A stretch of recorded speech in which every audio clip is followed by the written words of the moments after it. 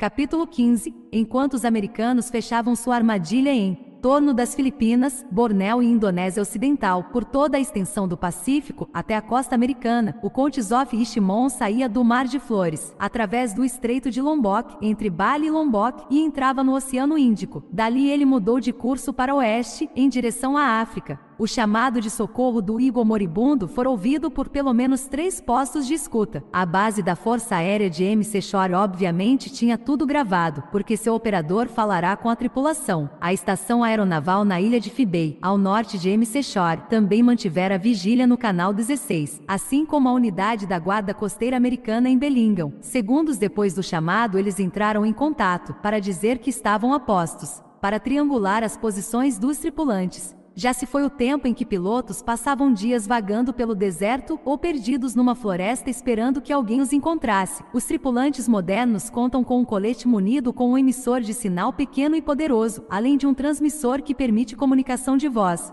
Os sinais foram captados imediatamente e os 3 postos de escuta estabeleceram as posições dos homens com uma margem de erro de poucos metros. O Major Duval estava no coração da parte selvagem e o capitão Just caíra na floresta madeireira. O acesso a ambas ainda estava fechado devido ao inverno. A cobertura de nuvens, não muito acima das copas das árvores, impediria a extração por helicóptero, a forma mais rápida e eficaz. A base da nuvem iria forçar um resgate à moda antiga. Veículos off-road conduziriam os grupos de busca até o ponto mais próximo ao longo de uma das trilhas. De lá até o tripulante, as únicas ferramentas seriam músculos e suor. O inimigo agora era a hipotermia, e no caso de Jones com a perna quebrada, o traumatismo. O xerife do condado de Vacon entrou em contato via rádio para dizer que seus auxiliares estavam preparados para agir, e que dentro de meia hora iriam se encontrar na cidadezinha de Glacier, na beira da floresta. Eles estavam mais próximos do oficial de sistemas de armas, Nick Jones, que quebrara a perna. Alguns lenhadores moravam nas redondezas de Glacier e conheciam cada estrada de transporte de madeira através da floresta. Ele recebeu a posição exata de Jones com uma margem de poucos metros e partiu.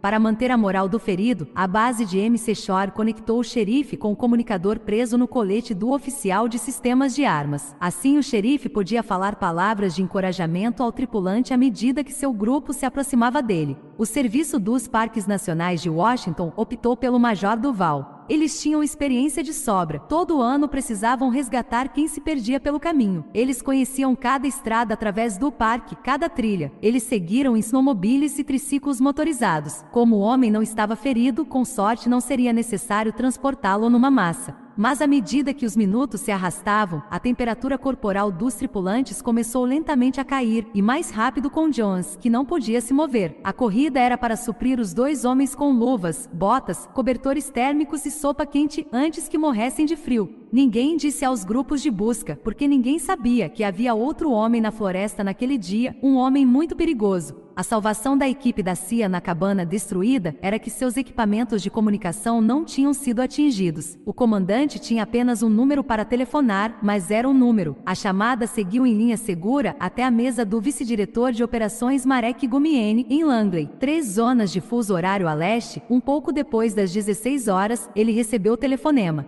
Ouviu completamente em silêncio. Não se queixou ou praguejou, embora estivesse recebendo a notícia de um grande desastre da companhia. Antes que seu colega de posto inferior na floresta de Cascades terminasse, ele já estava analisando a catástrofe. Em temperaturas congelantes, os 2 cadáveres teriam de esperar um pouco. Os 3 feridos precisavam de atendimento médico urgente, e o fugitivo precisava ser caçado. Um helicóptero pode chegar aí para pegar vocês? Não, senhor. Temos nuvem roçando as copas das árvores e está ameaçando nevar mais. Qual é a cidade mais próxima, alcançável por trilha? Mazama. Fica fora da floresta, mas tem uma trilha que liga a cidade à Passagem Hart. Fica a 1,5 km daqui. Não há nenhuma trilha de lá até aqui. Vocês são uma instituição de pesquisa secreta, entendeu? Vocês sofreram um grande acidente. Chame o xerife em Mazama e mande ele ir até aí com tudo que tiver. Carros e snowmobiles que possam chegar até o mais perto possível de vocês. Esquis, sapatos de neve e trenós para o último 1,5 km. Leve esses homens até o hospital. Enquanto isso, vocês conseguem se manter aquecidos? Sim, senhor. 2 salas foram destruídas, mas temos 3 isoladas. O aquecimento central não está funcionando, mas estamos empilhando toras na lareira. Certo. Quando o grupo de resgate alcançar vocês, tranquem tudo e... Destruam todos os equipamentos de comunicação codificada. Peguem todos os códigos e saiam junto com os feridos. Senhor, sim, e deixe-o por minha conta.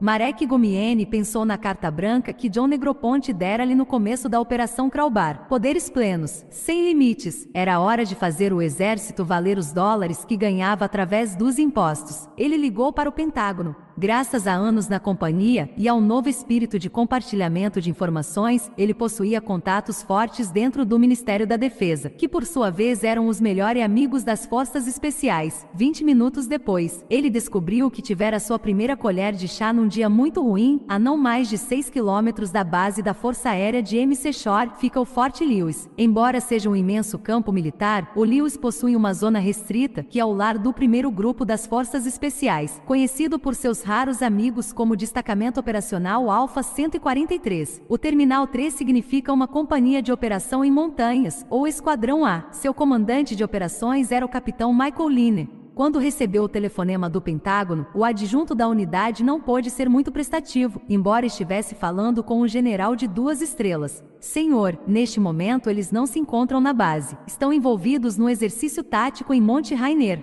O general, baseado em Washington, jamais ouvirá falar dessa montanha sombria no condado de Pierce, muito ao sul de Tacoma. Tenente, é possível providenciar que eles voltem de helicóptero para a base? Sim, senhor, creio que sim. O teto de nuvem está na altura mínima para isso. Eles podem voar até um lugar chamado Mazama, perto da passagem Hart, na beira da Floresta Virgem. Terei de verificar isso, senhor. O general esperou na linha por 3 minutos até o tenente voltar. Não, senhor. O teto de nuvem de lá está roçando nas copas das árvores, e pode haver uma tempestade de neve a qualquer momento. A única forma de chegar até lá seria de caminhão. Bem, leve-os até lá, pela rota mais rápida possível. Você disse que eles estão fazendo manobras? Sim, senhor. Estão portando tudo de que precisariam para operar na Floresta Virgem de Pasaitem, tudo o que é preciso para operar em terreno acidentado e sob temperaturas abaixo de 0. General, estão com munição real? Sim, senhor. A manobra era uma simulação de caçada a terroristas no Parque Nacional de Rainier.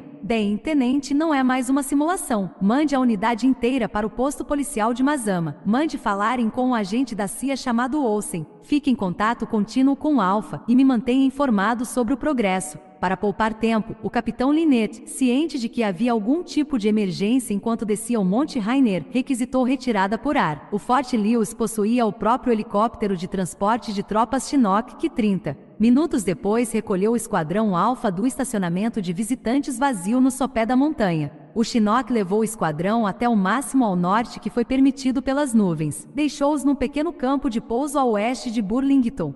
Caminhão, que passará 1 hora seguindo pela estrada, chegou ao campo de pouso quase ao mesmo tempo. De Burlington, a Interestadual 20 segue um percurso coleante à margem do rio Skagit até entrar nos Cascades. O acesso às montanhas fica fechado durante o inverno, exceto para veículos dotados de equipamento especial. O caminhão das Forças Especiais estava preparado para qualquer tipo de terreno, bem como para alguns ainda não existentes. Mas o progresso foi lento. Passaram-se 4 horas até que o motorista exausto parasse na cidadezinha de Mazama. A equipe da CIA também estava cansada, mas pelo menos seus colegas, feridos, dopados com morfina, estavam em ambulância seguindo para serem recolhidos por um helicóptero e levados ao Hospital Tacoma Memorial. Olsen contou ao capitão Linnet o que julgou ser suficiente. Linnet frisou que precisava de mais informações. Esse fugitivo está usando roupas e calçados de neve? Não. Botas de caminhadas, calças compridas bem forradas, casaco leve. Sem esquis nem sapatos de neve? Está armado? Não, não está. Mas está escuro. Ele possui óculos de visão noturna? Qualquer coisa que o ajude a se mover? Não, certamente não. Ele era um prisioneiro confinado. Ótimo! Exclamou Linnet. Nesta temperatura, avançando através de 1 metro de neve e sem bússola, só pode estar andando em círculos. Vamos pegá-lo. Tem mais uma coisa. Ele é um montanhês. Nasceu e foi criado nas montanhas. Nesta região? Não. Em Tora Bora, ele é um afegão.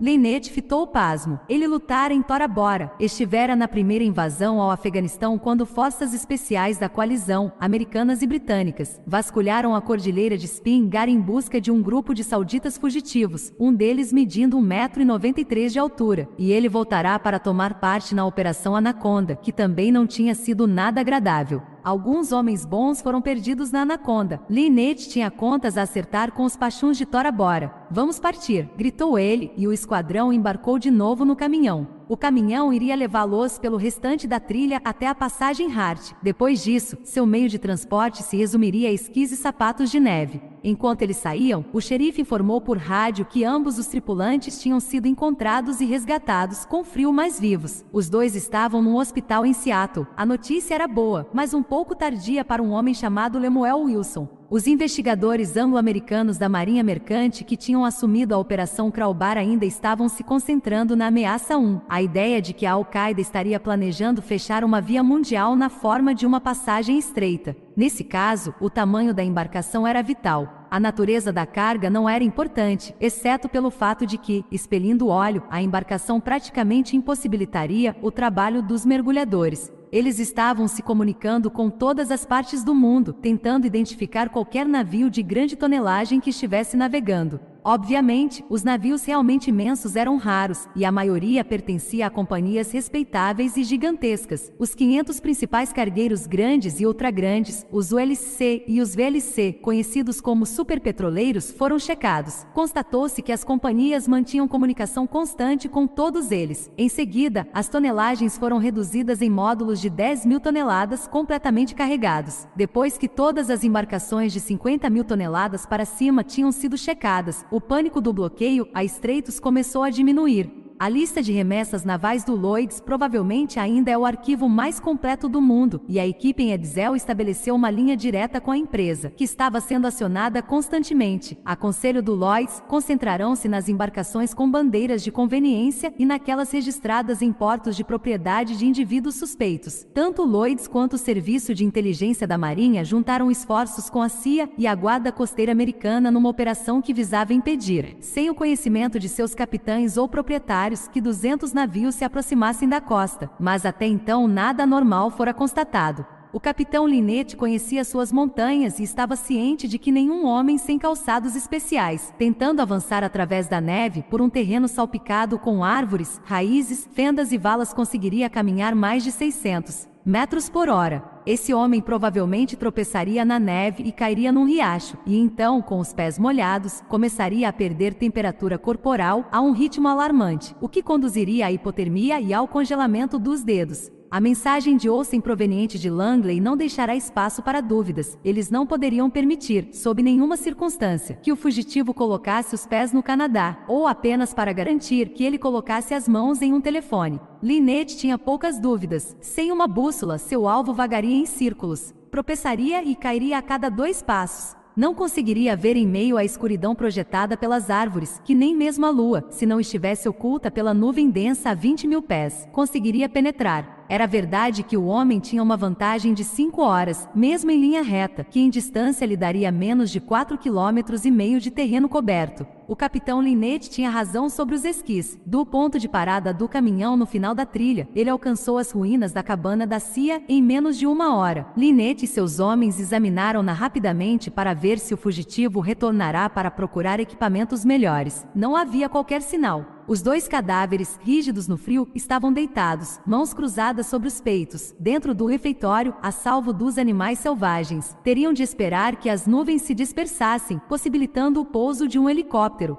12 homens compõem o Esquadrão A. Lynette era o único oficial, e seu adjunto era um subtenente. Os outros 10 eram todos homens alistados, sendo de segundo sargento a patente mais baixa entre eles. Eles se dividiram em 2 engenheiros para demolição, 2 operadores de rádio, 2 médicos, um terceiro sargento, não uma, mas 2 especialidades, um sargento de inteligência e 2 atiradores. Enquanto Lynette estava dentro da cabana arruinada, seu terceiro sargento, que era um rastreador experiente, analisou o terreno externo. A tempestade de neve que ameaçava cair ainda não começara. A área em torno do heliporto e da porta da frente, por onde a equipe de resgate de Mazama chegará, estava coberta por várias pegadas. Mas saindo da parede ruída do complexo, havia uma única trilha de pegadas seguindo para o norte. Coincidência, pensou Lynette. Era a única direção que o fugitivo não deveria ter tomado. Levava ao Canadá, a 35 quilômetros dali, mas para 44 horas de caminhada. Ele jamais conseguiria, ainda que andasse em linha reta. Em todo caso, a equipe Alpha o alcançaria no meio do caminho até lá. Foi necessário mais 1 hora para cobrir o 1,5 km seguinte, usando sapatos de neve. Foi então que eles acharam outra cabana. Ninguém havia mencionado as outras 2 ou 3 cabanas que existiam na floresta de Pasaitem construídas antes da proibição. A vidraça arrebentada e a pedra caída no chão não deixaram dúvida. O capitão Lynette foi o primeiro a entrar, carabina destravada em punho. Posicionados em torno do vidro estilhaçado, os homens deram cobertura. Levaram menos de 1 minuto para ter certeza de que não havia ninguém na cabana, no depósito de lenha ou na garagem. Mas os sinais estavam por toda parte. O capitão tentou acender a luz, mas a energia certamente vinha de um gerador que funcionava quando o proprietário estava na residência. E o gerador ficava fechado, isolado atrás da garagem. A equipe recorreu às suas lanternas. Ao lado da lareira na sala de estar havia uma caixa de fósforos e vários atiçadores para acender as toras de madeira. Havia também um punhado de velas, para a eventualidade de falha do gerador. O intruso usará tantos fósforos quanto as velas para caminhar dentro da casa. O capitão Linné virou-se para um de seus sargentos de comunicações. Ligue para o xerife do condado e descubra quem é o dono da cabana, disse ele. Ele começou a vasculhar o local. Nada estava destruído, mas o lugar fora revistado.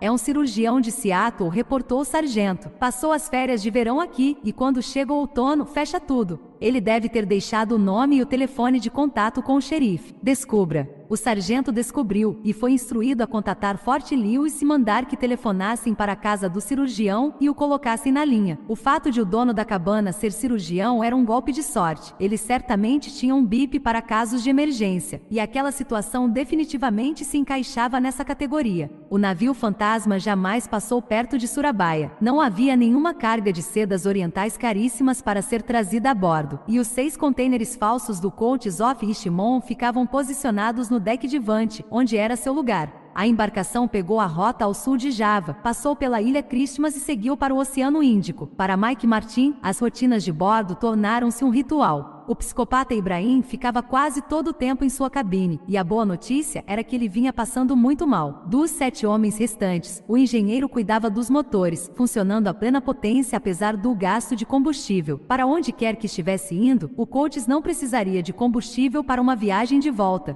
Para Martin, os enigmas permaneciam sem resposta. Para onde o navio estava indo e que poder explosivo jazia abaixo de dos conveses? Ninguém parecia saber, com a possível exceção do engenheiro químico. Mas ele jamais falava e o assunto nunca era comentado. O especialista em rádio que mantinha uma vigília de escuta devia ter se informado a respeito de uma busca marítima em andamento no Pacífico e nas entradas para o Estreito de Hormuz e o Canal de Suez. Ele deve ter reportado isso a Ibrahim, mas não mencionado nada aos outros. Os outros 5 homens revezavam-se em turnos na cozinha do navio para devorar um prato depois do outro de comida enlatada, e também ao leme. O navegador estabelecia a rota, sempre para o leste, depois para o sul e finalmente a leste do Cabo da Boa Esperança. Quanto aos outros, eles rezavam 5 vezes por dia, de acordo com as escrituras, reliam o Corão e admiravam o mar. Martin considerou tentar tomar o navio. Ele não dispunha de nenhuma arma além da chance de roubar uma faca de cozinha, e teria de matar 7 homens, sendo que Ibrahim provavelmente tinha uma ou mais armas de fogo, e os terroristas estavam espalhados pelo navio, da cabine de rádio ao castelo de proa, e quando se aproximassem de um alvo evidente na praia, Martin sabia que teria de ajudá-los.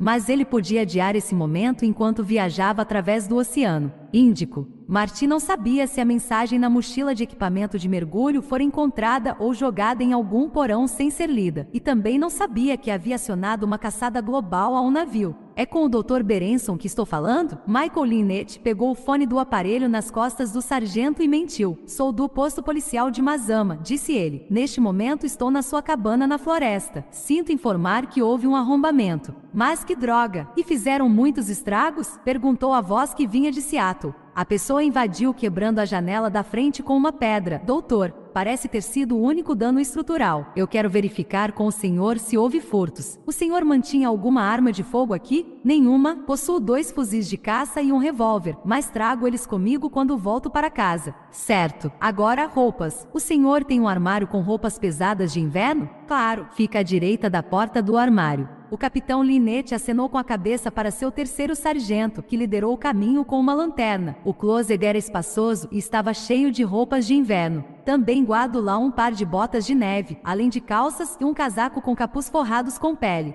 tudo havia sumido. Esquis ou sapatos de pele, doutor? Ambos, na mesma prateleira, também tinham sumido. Algum outro tipo de arma? Bússola? Deveria haver uma grande faca de caça, guardada em sua bainha, pendurada do lado de dentro da porta do armário, e uma bússola e uma lanterna nas gavetas da escrivaninha. Elas tinham sido levadas. O fugitivo também vasculhara a cozinha, mas o cirurgião não deixará a comida fresca lá, para não estragar. Uma lata aberta de feijões cozidos, aberta e esvaziada, e o abridor jaziam no balcão com 2 latas de refrigerante vazias. Havia um vidro de picles vazio que estivera cheio de moedas, mas ninguém sabia disso. Obrigado, doutor. Se eu fosse o senhor, assim que o tempo clareasse, viria aqui com uma equipe para instalar uma janela nova e preencheria uma queixa de roubo. O líder do esquadrão Alfa cortou a conexão e olhou em torno para sua unidade. Vamos, foi tudo o que ele disse. Ele sabia que a cabana e o que levará reduziam suas chances de ser pego. Calculou que o fugitivo, que deveria ter passado 1 hora na cabana contra os 30 minutos de Lynette, deveria estar com uma dianteira de 3 horas, mas agora se movendo muito depressa.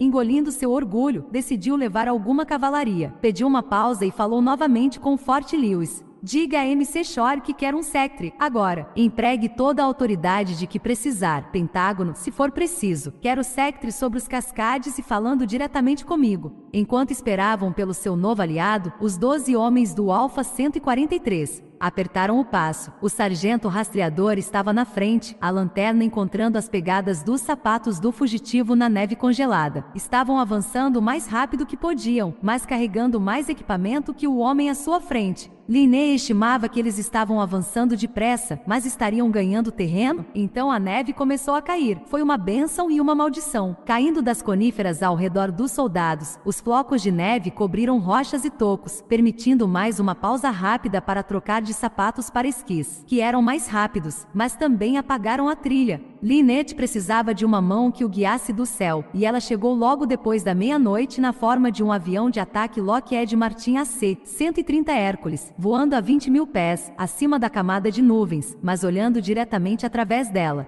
Entre os muitos brinquedos que as forças especiais ganham, o avião de ataque Sector é, do ponto de vista do inimigo no solo, o mais odioso de todos. O avião de transporte Hércules original tivera seu interior esvaziado para acomodar uma profusão de dispositivos tecnológicos projetados para localizar e matar um oponente no solo. Eram más notícias num valor de 70 milhões de dólares. Em seu primeiro papel de localizar, não faz diferença se a missão for à luz do dia ou à noite, ou sob chuva, vento, neve ou granizo. O Sr. Hayton tivera a gentileza de prover um radar e um captador térmico de imagens, que poderiam reconhecer no terreno qualquer objeto que emita calor corporal. Além disso, a imagem não é um borrão indistinto, e é nítida o bastante para diferenciar um animal de 4 patas de um de 2, mas não podia compreender a excentricidade do Sr. Lemuel Wilson. Ele também tinha uma cabana, bem nos limites da floresta Pasaitem, nas colinas mais baixas de Monte Robinson. Ao contrário do cirurgião de Seattle, ele se orgulhava de sua capacidade de passar o inverno lá em cima, porque não dispunha de nenhuma casa alternativa urbana.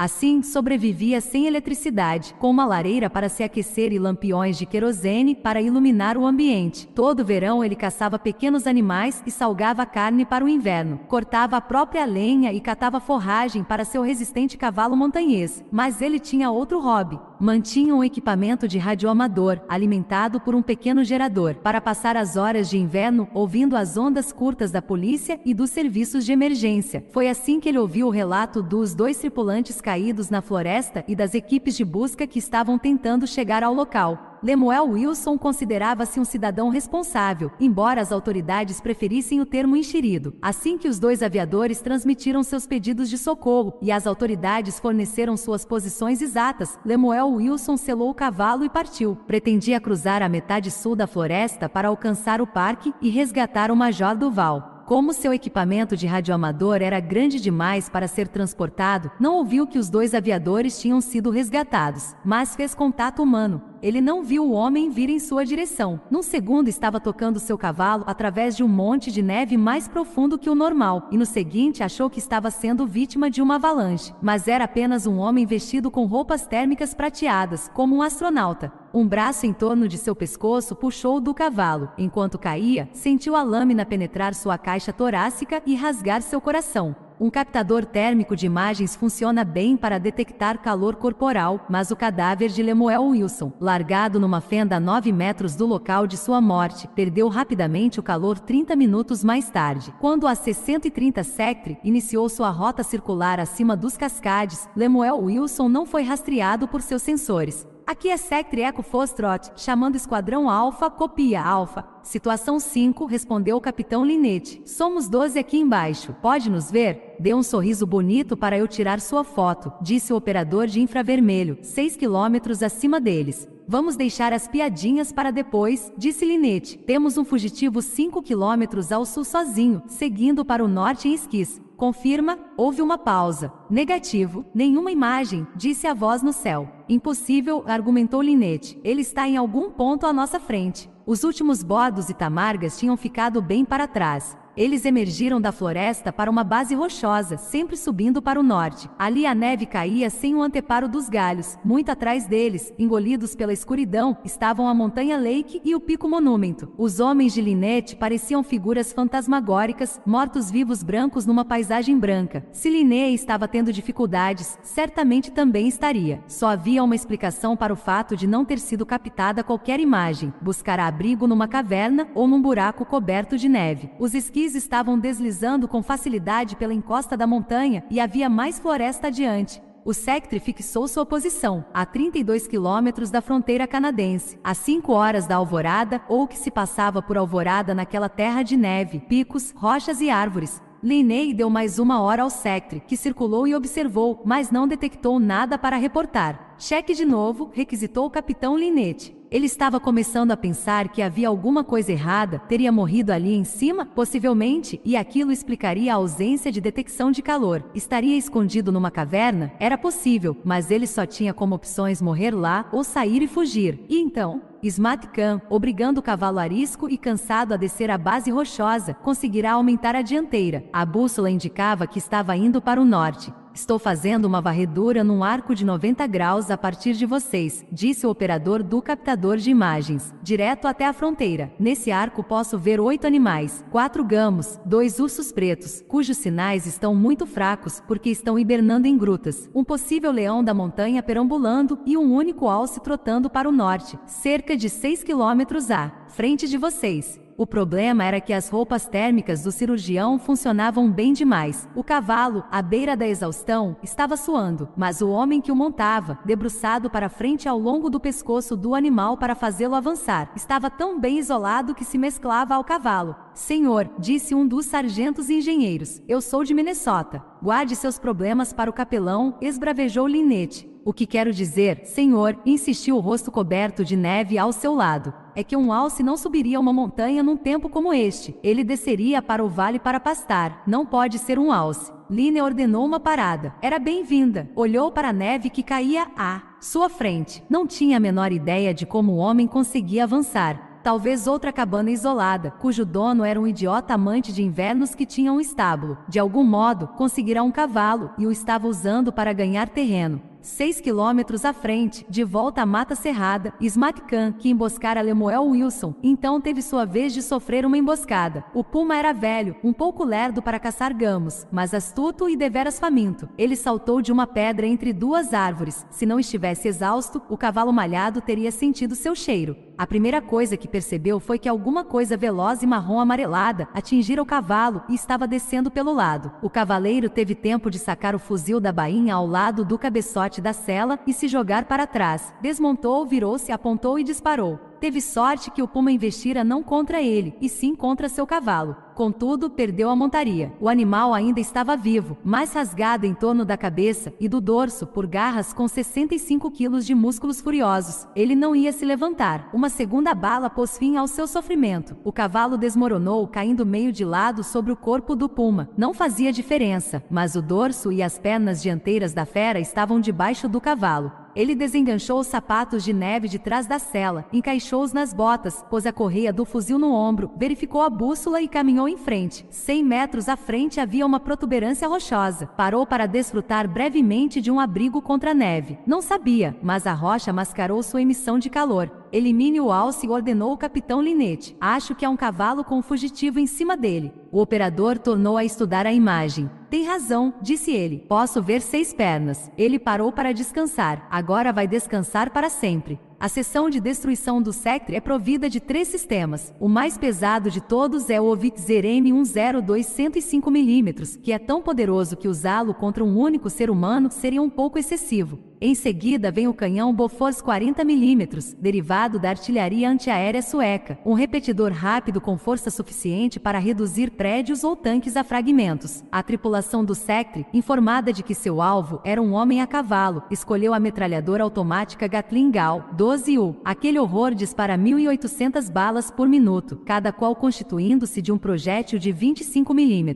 e apenas uma é suficiente para dilacerar o corpo de um ser humano. O disparo da metralhadora automática de 5 canos é tão intenso que, se fosse usada num campo de futebol americano por 30 segundos, não sobraria nada maior que um camundongo, e o camundongo morreria de choque. A altitude máxima para a metralhadora é de 12.000 pés. Assim, o voo circular do Sectre caiu para 10.000 pés, focou no alvo e disparou por 10 segundos, despejando 300 projéteis no corpo do cavalo na floresta. Não restou nada, comentou o operador de captação de imagens. Homem e animal, ambos mortos. Obrigado, Eco Foxtrot, disse Lynette. Vamos assumir agora. O Sectre, missão cumprida, retornou para a base da Força Aérea de MC Shore. A tempestade parou. A camada de neve recente possibilitou aos esquis a velocidade atingida por atletas habilidosos, e o esquadrão Alpha logo alcançou os restos do cavalo. Poucos fragmentos eram maiores que o braço de um homem, mas eles definitivamente pertenciam a um cavalo, e não a um humano, com exceção dos pedaços com pelo castanho.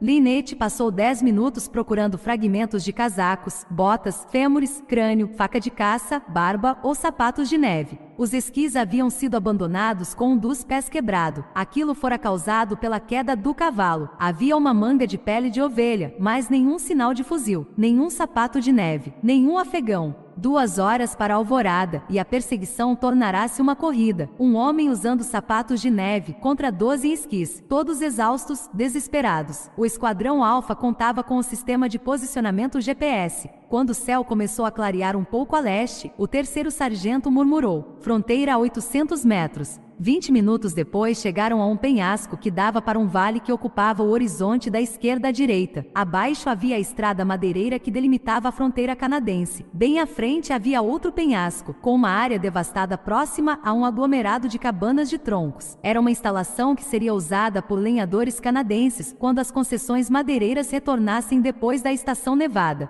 Lina cocorou-se, estendeu os braços e estudou a paisagem através de binóculos. Nada se movia. A iluminação aumentou. Sem esperar por ordens, os francos atiradores de Lynette retiraram as armas das bainhas onde ficaram guardadas durante toda a missão. Fixaram as miras telescópicas, inseriram uma bala em cada carro e se deitaram de bruços para olhar o vale por meio de suas miras. No exército, os francos atiradores são uma classe à parte. Jamais se aproximam do homem a quem devem matar, mas os veem com clareza e proximidade aparentemente maior do que qualquer outro soldado. Com o combate corpo a corpo praticamente extinto, a maioria dos homens morre não pelas mãos dos inimigos, e sim pelo computador deles. Eles são explodidos por um míssil disparado a um continente de distância ou de algum ponto sob o mar. Eles são exterminados por uma bomba inteligente despejada por uma aeronave em uma altitude que não pode ser vista ou ouvida. Eles morrem porque alguém dispara uma bala a 2 bairros de distância. Na situação de maior proximidade, assassinos, descarregando de uma metralhadora no helicóptero em voo rasante, veem-nos apenas como formas indistintas, correndo, tentando disparar em resposta, mas não como pessoas de verdade.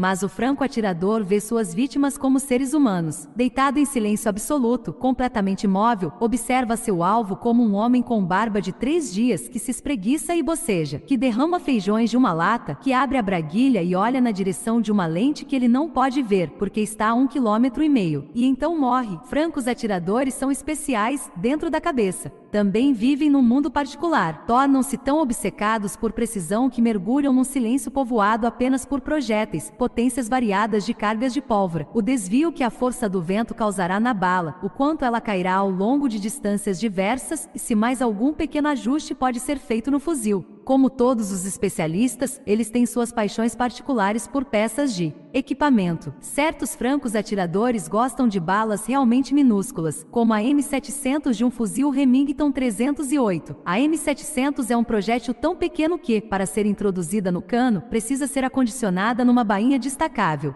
Outros preferem o M21, a versão para francos atiradores do fuzil de combate padrão ML4. O mais pesado de todos é o Barré Light 50, um monstro que cospe um projétil do tamanho de um dedo através de 1,5 km com força suficiente para fazer um corpo humano explodir. Deitado ao lado dos pés do capitão Linné estava seu principal franco-atirador, o primeiro sargento Peter B. Arpal. Ele era um mestiço de índio Sioux com mãe espanhola. Viera das favelas de Detroit e o exército era sua vida. Tinha molares ressaltados e olhos estreitos como os de um lobo, e era o melhor atirador que os boinas verdes tinham. Ele estava olhando pela mira de um Cheyenne calibre 408 Sheitah de Idaho. Apesar de ser uma arma de desenvolvimento muito recente, tornará-se sua preferida devido ao alto desempenho. Era um fuzil manual, o que ele apreciava porque o travamento total de um ferrolho fechado concedia-lhe uma pequeníssima estabilidade a mais no momento da detonação. Ele inserira um único projétil, muito longo e fino, depois de polir sua ponta para erradicar a menor vibração em voo. Ao longo do topo da culatra corria uma mira telescópica de Leatherwood X-24. "Eu tenho ele", capitão sussurrou. Os binóculos não haviam encontrado o fugitivo, mas a mira telescópica sim. Do outro lado do vale, entre as cabanas, com 3 paredes de madeira e uma única porta de vidro, havia uma cabine telefônica. Alto, cabelos compridos desgrenhados, barba preta cerrada? Positivo. "O que ele está fazendo?" "Está numa cabine telefônica, senhor." Smat Khan tivera pouco contato com seus colegas prisioneiros em Guantánamo, mas um com quem passará muitos meses no mesmo bloco de solitárias fora um jordaniano que lutara na Bósnia em meados dos anos 1990, antes de retornar para se tornar treinador nos campos da Al-Qaeda. Era linha dura. Quando a segurança afrouxara durante o período de Natal, eles descobriram que podiam sussurrar de uma cela para outra. "Se um dia você sair daqui", dissera-lhe o jordaniano, "tem um amigo. Estivemos nos campos de treinamento juntos. Ele é seguro. Ele ajudará um crente verdadeiro. Mencione meu nome." Havia um nome e um número de telefone, embora Smat Khan não soubesse onde seu proprietário morava. Não tinha muita ideia sobre as complexidades de um telefonema a longa distância, para o qual ele dispunha de moedas suficientes. Ele só não conhecia o código de descagem para fora do Canadá. Assim, introduziu uma moeda e pediu para falar com a telefonista. "Para que número está tentando ligar, senhor?" disse a telefonista. "Canadense invisível." Ele disse. "É um número no Reino Unido", disse a telefonista. "O senhor está usando moedas americanas?" "Sim, elas são aceitas." "Introduza 8 moedas e eu completarei a sua ligação. Quando ouvir os bips, introduza mais moedas caso queira prosseguir a chamada." "Adquiriu o alvo?" perguntou Linette. "Sim, senhor." "Dispare." "Ele está no Canadá, senhor." "Dispare, sargento." Peter B. Arpal respirou lenta e profundamente, segurou o ar nos pulmões e puxou o gatilho. O alcance era de 1920 metros em ar parado, sem vento, quase 2 quilômetros. Smat Khan estava enfiando moedas na ranhura. Ele não estava olhando para cima. O vidro da cabine desintegrou-se em cacos ínfimos e o projétil arrancou o topo do restante de sua cabeça. A telefonista foi o mais paciente que conseguiu. O homem na comunidade de lenhadores inserira apenas 2 moedas e então deixará o fone dependurado e aparentemente retirara-se da cabine. Por fim, ela não teve escolha senão desligar a ligação e cancelar a chamada. Devido às possíveis consequências do disparo através da fronteira, nenhum relatório oficial foi feito. O capitão Linette reportou ao seu oficial comandante, que falou com Marek Gomieni em Washington. Nada mais foi ouvido. O corpo foi encontrado no degelo, quando os lenhadores retornaram. O fone dependurado estava desconectado. O legista não pôde fazer muita coisa além de registrar um veredicto aberto. O falecido usava roupas americanas, o que na fronteira não era estranho. Não carregava qualquer documento de identidade. Ninguém na região o reconheceu. Oficiosamente, a maioria das pessoas do Instituto Médico Legal presumiu que o homem fora vítima da bala perdida de um caçador de gamos. Mais uma morte trágica devido a um disparo descuidado ou ricochete. Foi sepultado como indigente. Como ninguém ao sul da fronteira queria chamar a atenção para o caso, jamais se pensou em perguntar para que número o fugitivo pedirá para ligar. Simplesmente fazer a pergunta iria denunciar a fonte do disparo. Assim não se fez isso. Na verdade, o número que ele queria era o de um pequeno apartamento nas cercanias do campus da Aston University, em Birmingham. Era a casa do Dr. Ali Aziz Al-Khattab, e o telefonema estava sob escuta do MI5 britânico. Tudo o que eles estavam esperando era por prova suficiente para justificar uma invasão e prisão.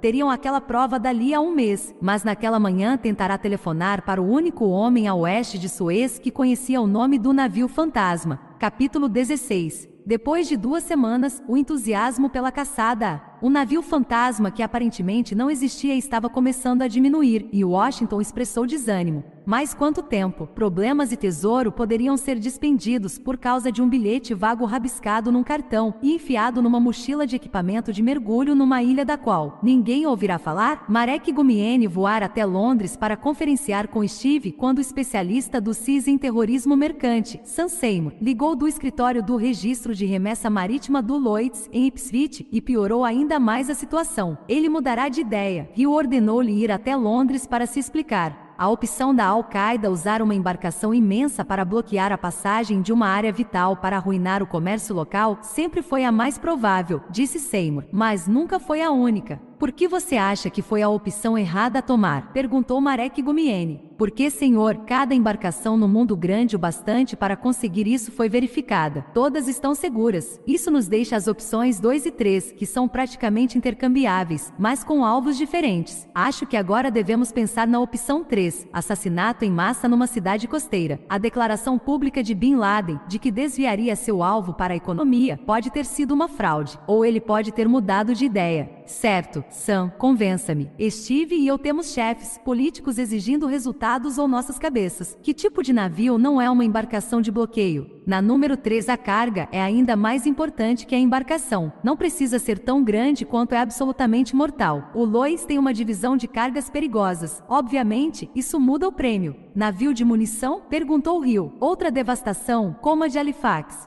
Segundo os especialistas, navios militares simplesmente não explodem mais desse jeito. O material moderno precisa de um estímulo imenso para sair do casco. A explosão de uma fábrica de fogos de artifício seria maior, mas não mereceria a palavra espetacular, como no 11 de setembro. O vazamento químico da cidade de Bhopal foi muito pior, e aquilo foi dioxina, um destruidor mortal de vida vegetal. Explodir com Sentex um caminhão-tanque carregado com dioxina em plena Park Avenue também seria terrível, propôs Hill. Mas esses produtos químicos são fortemente guardados dentro de sua base de fabricação e armazenagem, objetou Gumieni. Como eles pegariam a carga sem que ninguém notasse? Além disso, nos foi dito especificamente que um navio seria o portador, disse Seymour. Qualquer sequestro de uma carga como essa geraria retaliação imediata. Exceto em algumas partes do terceiro mundo, que são virtualmente sem lei, disse Gumieni. Mas essas regiões não produzem mais toxinas superletais, senhor. Então voltamos para um navio, disse Hill. A explosão de um superpetroleiro?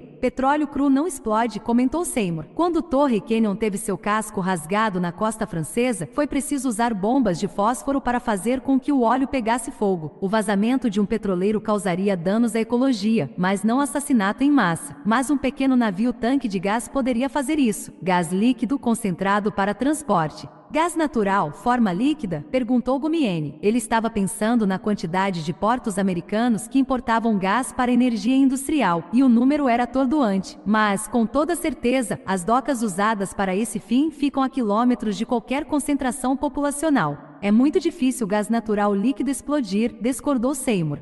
Armazenado a 160 graus Celsius negativos em embarcações de casco duplo. Mesmo abrindo uma dessas embarcações, o material teria de vazar para a atmosfera durante horas antes de se tornar combustível. Mas, segundo os especialistas, existe um tipo de gás que é realmente assustador: gás liquefeito de petróleo, ou GLP. Ele é tão perigoso que um navio-tanque muito pequeno, se incendiado 10 minutos depois de uma ruptura catastrófica, iria liberar o poder de 30 bombas de Hiroshima, a maior explosão não nuclear que já houve neste planeta. Fez-se silêncio absoluto na sala sobre o Tâmisa. Steve Hill se levantou, caminhou até a janela e olhou para o rio que reluzia ao sol de abril. Em termos leigos, o que você veio dizer aqui, Sam? Acho que talvez tenhamos procurado o navio errado no oceano errado. Nossa única colher de chá é que esse é um mercado pequeno e muito especializado. mas os Estados Unidos são o maior importador de GLP. Eu sei que a opinião corrente em Washington é de que estamos correndo atrás do nosso próprio rabo.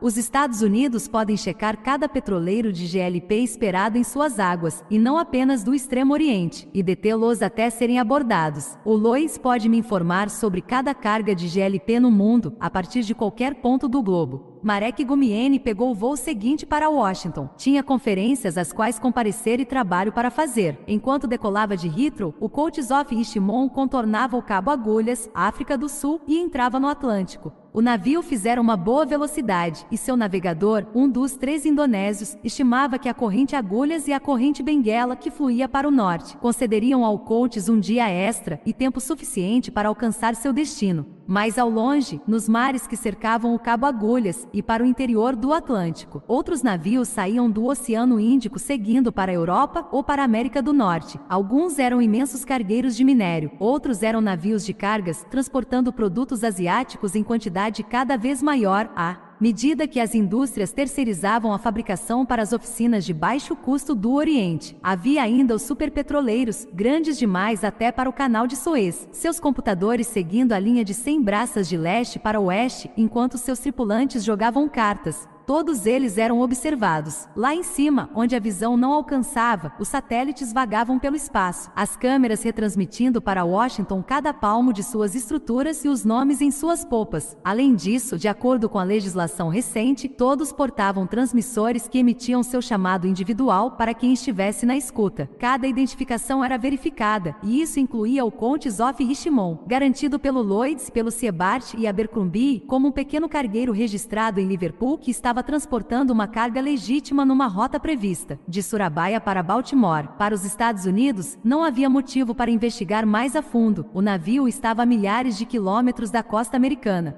Poucas horas depois do retorno de Marek Gumieni a Washington, foram feitas alterações nas precauções americanas. No Pacífico, o cordão de checagem e exame foi movido até uma faixa de 1.600 quilômetros da costa. Um isolamento similar foi estabelecido no Atlântico, de Labrador até Porto Rico, e através do Mar do Caribe até a Península de Yucatán, no México. Sem alarde ou anúncio, a ênfase deixou de ser nos petroleiros e cargueiros gigantes, que a essa altura já haviam sido checados, e passou a ser a miríade de petroleiros menores que singram as águas da Venezuela ao rio St. Lawrence. Cada EP-3 Orion disponível foi colocado em patrulha costeira, sobrevoando centenas de quilômetros quadrados de mar tropical e subtropical em busca de pequenos navios-tanque, especialmente aqueles que estivessem transportando gás. A indústria americana cooperou integralmente, suprindo detalhes sobre cada carga esperada, e onde e quando elas eram aguardadas. Todos os dados eram cruzados com a referência visual dos navios no mar. Os navios tanque de gás tinham permissão para aportar, mas apenas depois de receber a bordo um grupo de marinheiros, fuzileiros navais ou patrulheiros da guarda costeira, que os escoltavam por 320 quilômetros até o porto. O Dona Maria estava de volta a Port of Spain, onde os 2 terroristas que ele abrigava viram o sinal que haviam sido instruídos a esperar, e então agiram conforme suas ordens. A República de Trinidad e Tobago é um dos principais fornecedores de produtos petroquímicos para os Estados Unidos da América. Dona Maria estava aportado no terminal de petróleo, uma ilha artificial afastada da costa, construída para permitir que petroleiros grandes e pequenos colhessem suas cargas sem se aproximar da cidade. O Dona Maria era um dos petroleiros menores, parte daquela frota de navios que atendem às ilhas cujas instalações não precisavam ou não podiam acomodar os gigantes. As embarcações grandes traziam óleo cru venezuelano, que é refinado em suas diversas frações na refinaria na costa, e depois conduzido por oleoduto até a ilha artificial, de onde era carregado para os navios. Juntamente com 2 outros petroleiros pequenos, o Dona Maria estava numa seção especialmente remota do terminal de petróleo. Afinal de contas, sua carga era toda de GLP, e ninguém queria estar por perto durante o carregamento. A tarde estava no fim quando Dona Maria terminou de ser carregado, e o comandante Montalban preparou-se para zarpar. Ainda restavam 2 horas de luz tropical no instante em que o Dona Maria desprendeu seus cabos de ancoragem e se afastou do quebra-mar. A 1,5 quilômetros da costa, ele passou perto de uma lancha inflável rígida, na qual havia 4 homens sentados com varas de pescar. Era o sinal aguardado. Os 2 indianos saíram de seus postos, desceram correndo até seus armários e retornaram com pistolas. Um deles seguiu até o poço do petroleiro, onde os imbornais ficavam mais próximos da água. Seria por ali que os piratas abordariam o navio. O outro indiano foi até o passadiço e apontou sua arma direto para a têmpora do capitão Montalban. Por favor, comandante, não faça nada, disse o indiano com grande cortesia. Não há motivo para reduzir a velocidade. Meus amigos abordarão em poucos minutos. Não tente enviar nenhuma mensagem, senão terei de atirar em você. O comandante simplesmente estava estupefato demais para desobedecer. Ele chegou a olhar para o rádio que ficava num canto do passadiço, mas o indiano flagrou seu olhar e fez que não com a cabeça. Foi o suficiente para sufocar qualquer resistência. Dentro de minutos, os 4 terroristas estariam a bordo e qualquer oposição seria inútil. O último homem a sair do barco inflável cortou-o com uma faca para que afundasse. Os outros 3 já estavam seguindo a popa, tentando não tropeçar no emaranhado de canos, tubos e escotilhas que definem o convés-givante de um petroleiro.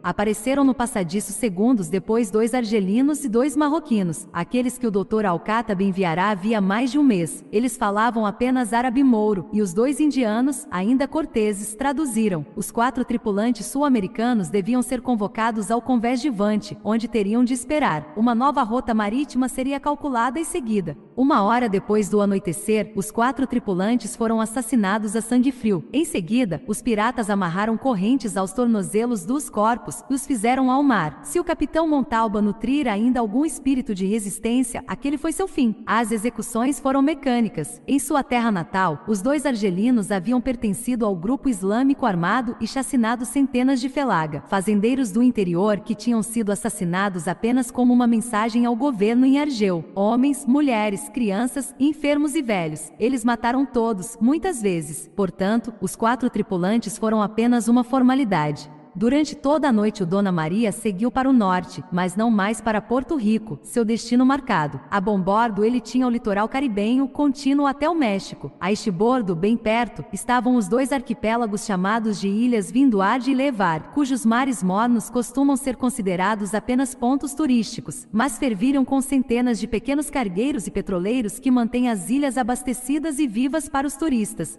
Em meio a esse enxame de cargueiros e ilhas, o Dona Maria iria desaparecer e permanecer desaparecido até que seu atraso fosse registrado em Porto Rico. Quando o Conde Zof Richimon alcançou a região de Calmarias próxima ao Equador, Yusuf Ibrahim emergiu de sua cabine. Estava pálido e enfraquecido pelo enjoo, mas os olhos negros cheios de ódio eram os mesmos quando ele deu as ordens. A tripulação foi até o depósito que ficava na Casa das Máquinas e pegou uma lancha. Quando estava completamente pronta, ela foi suspensa pelos 2 guindastes acima da popa. Foram necessários 6 homens, suando e arfando, para erguer o motor externo de 100 HP do convés de carga e encaixá-lo na traseira da lancha que, em seguida, foi abaixada para as águas. Tanques de combustível foram abaixados e presos com ganchos. Depois de vários alarmes falsos, o motor deu sinal de vida. O navegador indonésio estava ao leme e conduziu a lancha num círculo rápido em torno do Contes. Finalmente os outros 6 homens desceram até a lancha, deixando apenas o assassino aleijado ao leme. Era evidente que se tratava de um ensaio geral. O objetivo do exercício era conduzir o operador de câmera, Suleiman, até 300 metros do cargueiro, para que ele o fotografasse com seu equipamento inteiramente digital. Quando ligado através de seu laptop com o celular com conexão de satélite Mini-M, suas imagens seriam enviadas para um site no outro lado do mundo, para então serem gravadas e retransmitidas. Mike Martin sabia ao que estava assistindo. Para o terrorismo, a internet e o espaço virtual haviam se tornado armas de propaganda extremamente úteis. Na visão deles, é bom quando uma atrocidade é comentada num telejornal, mas é maravilhoso quando ela é vista por milhões de jovens muçulmanos em 70 países. É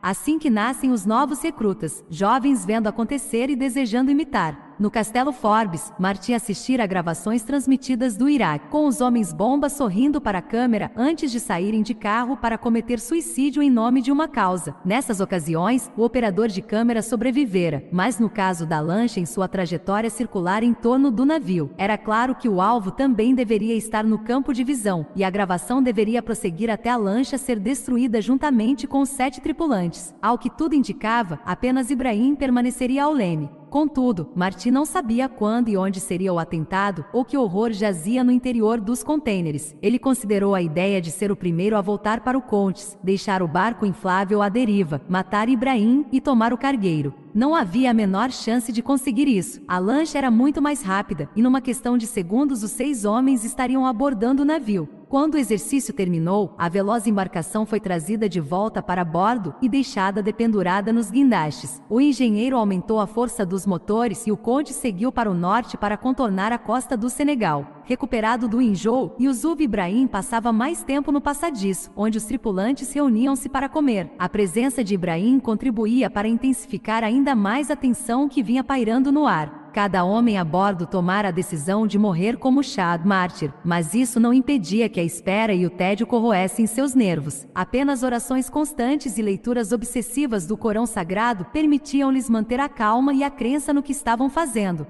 Ninguém, além do engenheiro de explosivos e Ibrahim, sabia o que havia debaixo dos contêineres de metal que cobriam o convés de vante do Seoult Zof Richimon, desde a frente do passadiço até quase o pico de vante, e apenas Ibrahim parecia saber o destino do navio e o alvo planejado. Restava aos outros 7 acreditar que sua glória seria eterna. Depois de algumas horas de convívio constante com o comandante da missão, Martim percebeu que vinha sendo o alvo constante do olhar vazio e insano de Ibrahim. E Martim não seria humano se não ficasse inquieto com aquilo. Questões inquietantes começaram a assombrá-lo. Teria Ibrahim visto Esmatica no Afeganistão? Estaria Ibrahim prestes a lhe fazer algumas perguntas que ele simplesmente não conseguiria responder? Teria Martim errado algumas palavras durante a recitação incessante das preces? Iria Ibrahim testá-lo pedindo para recitar passagens que ele não estudará? Na verdade, estava certo em uma parte, errado em outra. O psicopata jordaniano do outro lado da mesa do refeitório jamais vira Esmatica, embora tivesse ouvido falar sobre o lendário guerreiro talibã, e não houvera um único erro nas preces de Martim. Ibrahim simplesmente odiava o Pashtun por sua reputação em combate, algo que jamais adquirira. Desse ódio nascerá um desejo de que fosse, afinal de contas, um traidor, porque assim ele poderia ser desmascarado e morto.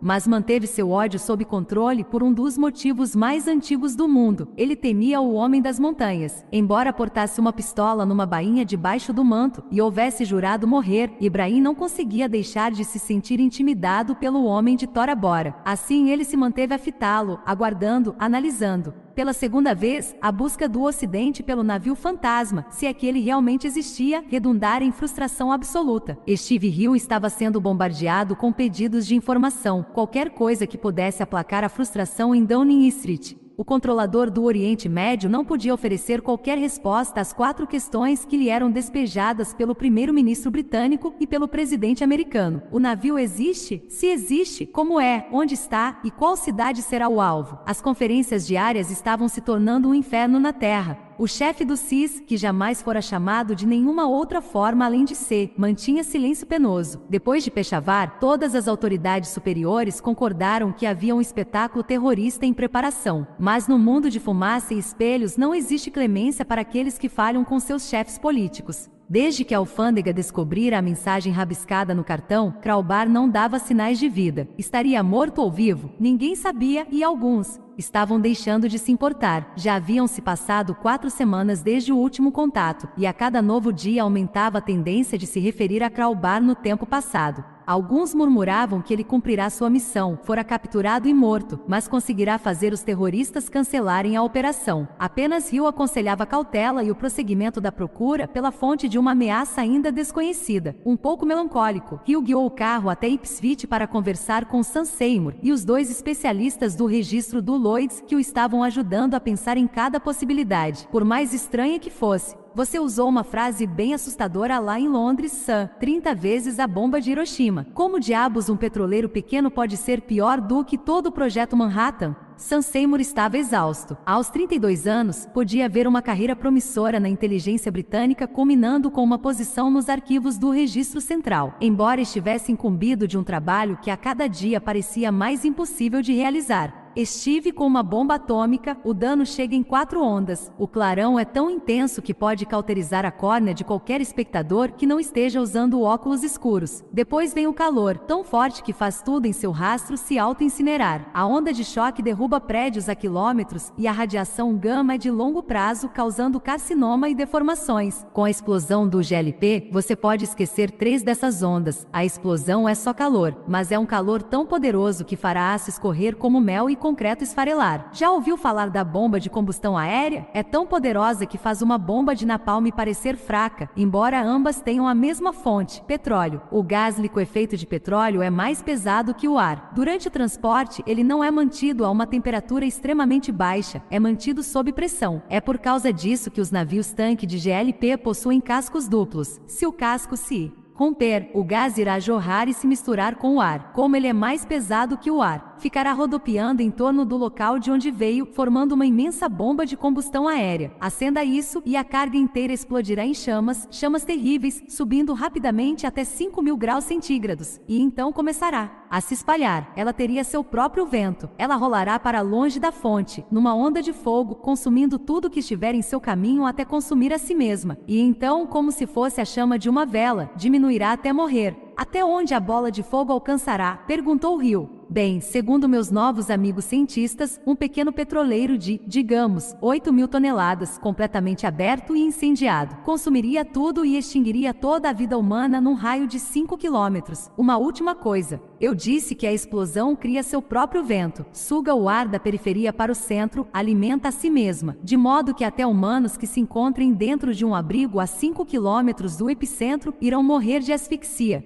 Steve Hill visualizou uma cidade construída em torno de uma região portuária sendo vitimada por uma explosão daquela magnitude. Nem os subúrbios sobreviveriam. Esses petroleiros estão sendo verificados? Cada um deles, grandes, pequenos e minúsculos. A equipe de carga perigosa daqui é composta de apenas 2 sujeitos, mas eles são bons. Inclusive estão agora trabalhando no último punhado de navios-tanque de GLP. Quanto aos cargueiros gerais, eles são tão numerosos que tivemos de nos restringir àqueles com mais de 10.000 toneladas, exceto quando entram na zona proibida americana ao longo do litoral. Então os Yankees os avistam e investigam. Quanto ao resto, cada grande porto no mundo foi informado de que a inteligência ocidental acredita que pode haver um navio sequestrado, um navio fantasma em alto mar. De posse dessa informação, todos eles podem tomar suas próprias precauções. Mas, francamente, qualquer porto que a Al-Qaeda tenha escolhido para um massacre deve pertencer a um país ocidental e desenvolvido, e que não seja muçulmano, hindu ou budista. Isso reduz nossa lista não americana de portos possíveis a menos de 300. Houve uma batida na porta, que foi aberta. Entrou um homem muito jovem, de faces rosadas, chamado Conrad Phipps. Chegamos ao último, Sam. O Will Helmina Santos, originário de Caracas, levando o GLP para Galveston, confirma que está ok. Os americanos estão se preparando para abordar o navio. É isso? Perguntou Hill. Todos os navios-tanque do mundo que transportam gás liquefeito de petróleo foram verificados? Eles são poucos, Steve, disse Seymour. Ainda assim, parece que a ideia do GLP era um beco sem saída, disse Hill. Ele se levantou para sair e voltar para Londres. Há mais uma coisa que me preocupa, Sr. Hill, disse o especialista de cargas. Me chame de Steve, disse Hill. Os membros do CIS sempre mantiveram a tradição de se dirigirem uns aos outros, do mais alto ao mais humilde, pelo nome de batismo. A única exceção era reservada ao chefe. A informalidade é uma das características específicas da agência. Bem, há 3 meses um navio-tanque de GLP foi perdido com todos os tripulantes. Sim, ninguém viu o navio afundar. Seu comandante usou o rádio para emitir uma mensagem. Disse que sua casa das máquinas estava em incêndio catastrófico e não achava possível salvar o navio. E então, nada. O nome do navio era Java Star. Nenhum destroço, indagou Seymour.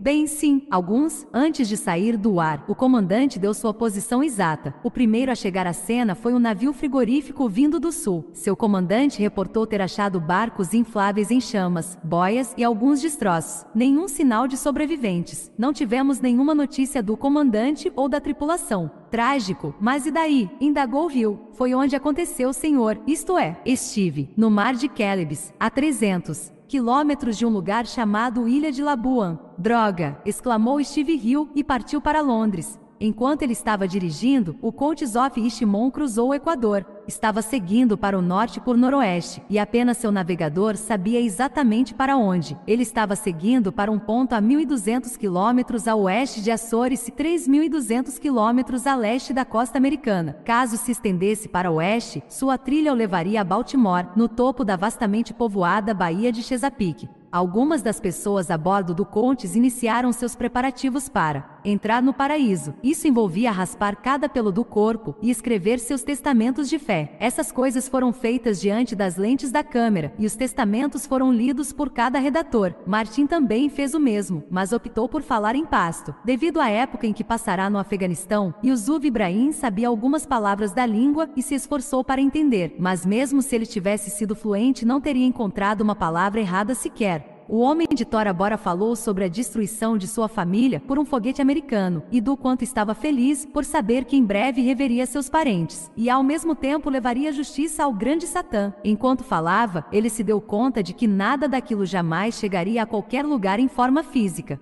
Tudo seria transmitido por Suleiman através de um fluxo de dados, antes que ele e seu equipamento também fossem varridos da face da Terra. O que ninguém sabia era como eles iriam morrer e que justiça seria feita aos Estados Unidos. As únicas exceções eram um especialista em explosivos e o próprio Ibrahim, mas eles não revelaram nada, considerando que a tripulação estava sobrevivendo à base de comida enlatada. Ninguém notou que um facão de carne de 18 centímetros havia sumido da cozinha do navio. Quando não estava sendo observado, Martin afiava silenciosamente sua lâmina com a pedra de amolar na gaveta. Considerou usar a calada da noite para pular a polpa para cortar as cordas do guindaste que seguravam o barco, mas rejeitou a ideia. Estava com 4 homens que dormiam em beliches no castelo de proa. Sempre havia um timoneiro ao leme que ficava ao lado do ponto de acesso, para se descer pela popa por uma corda. O especialista em rádio vivia em seu pequeno compartimento de comunicações, atrás do passadiço, e o engenheiro estava sempre na casa das máquinas, que ficava abaixo do passadiço na popa. Qualquer um desses podia olhar para fora e vê-lo, e o dano seria notado. Um sabotador seria identificado imediatamente. A perda do barco seria um empecilho, mas não o suficiente para abortar a missão.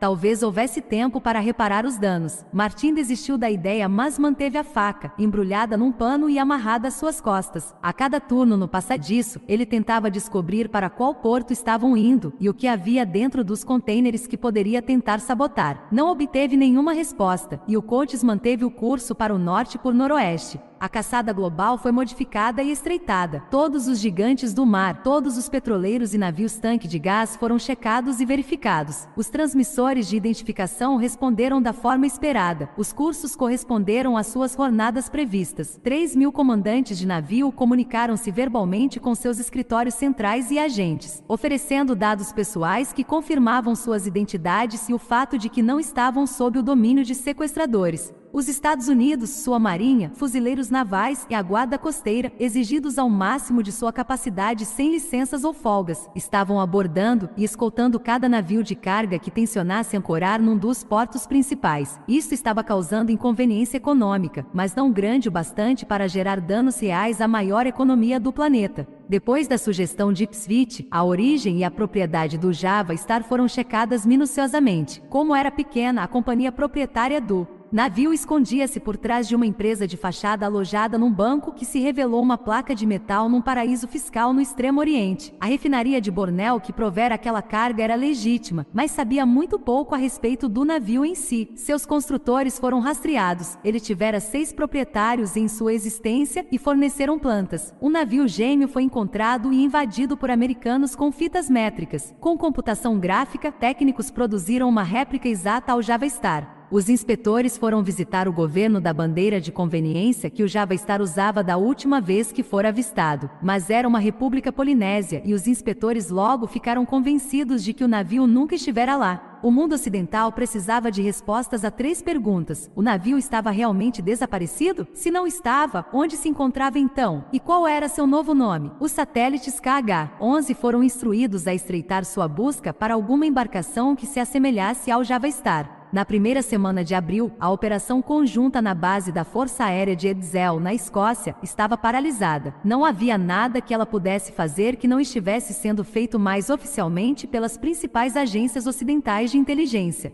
Michael McDonald retornou aliviado para sua Washington natal. Ele permaneceu com a caçada ao navio Fantasma, mas a partir de Langley. Parte da missão da CIA era de interrogar novamente todos os prisioneiros de qualquer um de seus centros de detenção que pudessem, antes de sua captura, ter ouvido alguma coisa a respeito de um projeto chamado Al-Issa, e eles recorreram a todas as fontes que tinham no mundo sombrio do terrorismo islâmico. Não descobriram nada. A frase que se referia à jornada mágica através da noite, até a grande iluminação parecia ter nascido e morrido com o egípcio financiador do terrorismo que em outubro pulara da sacada de um prédio em Peshawar. Lamentavelmente, presumia-se que o coronel Mike Martin estava desaparecido em ação. Ele nitidamente fizera tudo o que estivera ao seu alcance, e se o Java Star ou outra bomba flutuante fosse descoberta em rota para os Estados Unidos, ele seria considerado bem-sucedido, mas ninguém esperava vê-lo novamente. Simplesmente fazia tempo demais desde seu último sinal de vida por meio da mochila de equipamento de um mergulhador em Labuan.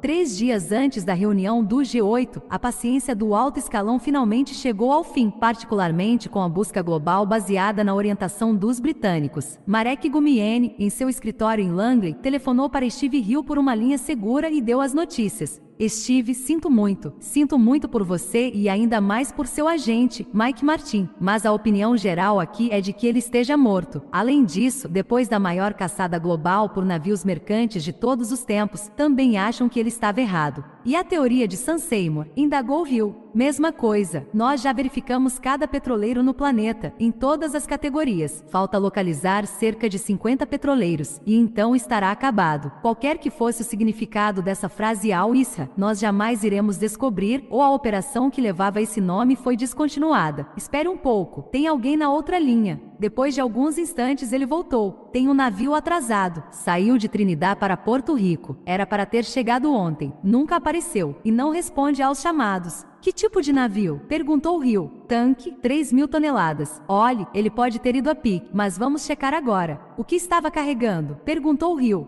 Gás liquefeito de petróleo foi a resposta. Foi um satélite Keoli KH-11 que achou o navio, 6 horas depois da queixa de Porto Rico ao escritório central dos proprietários da refinaria, baseada em Houston, ter se transformado numa situação de alarme. Varrendo o leste do Caribe com suas câmeras e sensores de escuta checando uma área de 800 quilômetros de mar e ilhas, o Keoli ouviu um sinal de transmissor vindo lá de baixo, e seu computador confirmou que ele era emitido pelo navio desaparecido, o Dona Maria. A informação foi repassada instantaneamente para uma variedade de agências, motivo pelo qual Marek Gumieni foi interrompido durante seu telefonema para Londres. Outras instituições no circuito incluíam o QG do SOCOM em Tampa, Flórida, a Marinha Americana e a Guarda Costeira. Todos receberam a localização exata do navio desaparecido. Por não terem desligado o transmissor de sinal, os sequestradores ou foram muito estúpidos ou contaram com a sorte. Na verdade, apenas seguiram ordens. Com o transmissor emitindo, informavam seu nome e posição. Com o aparelho desligado, tornavam-se imediatamente suspeitos de serem um possível navio pirata.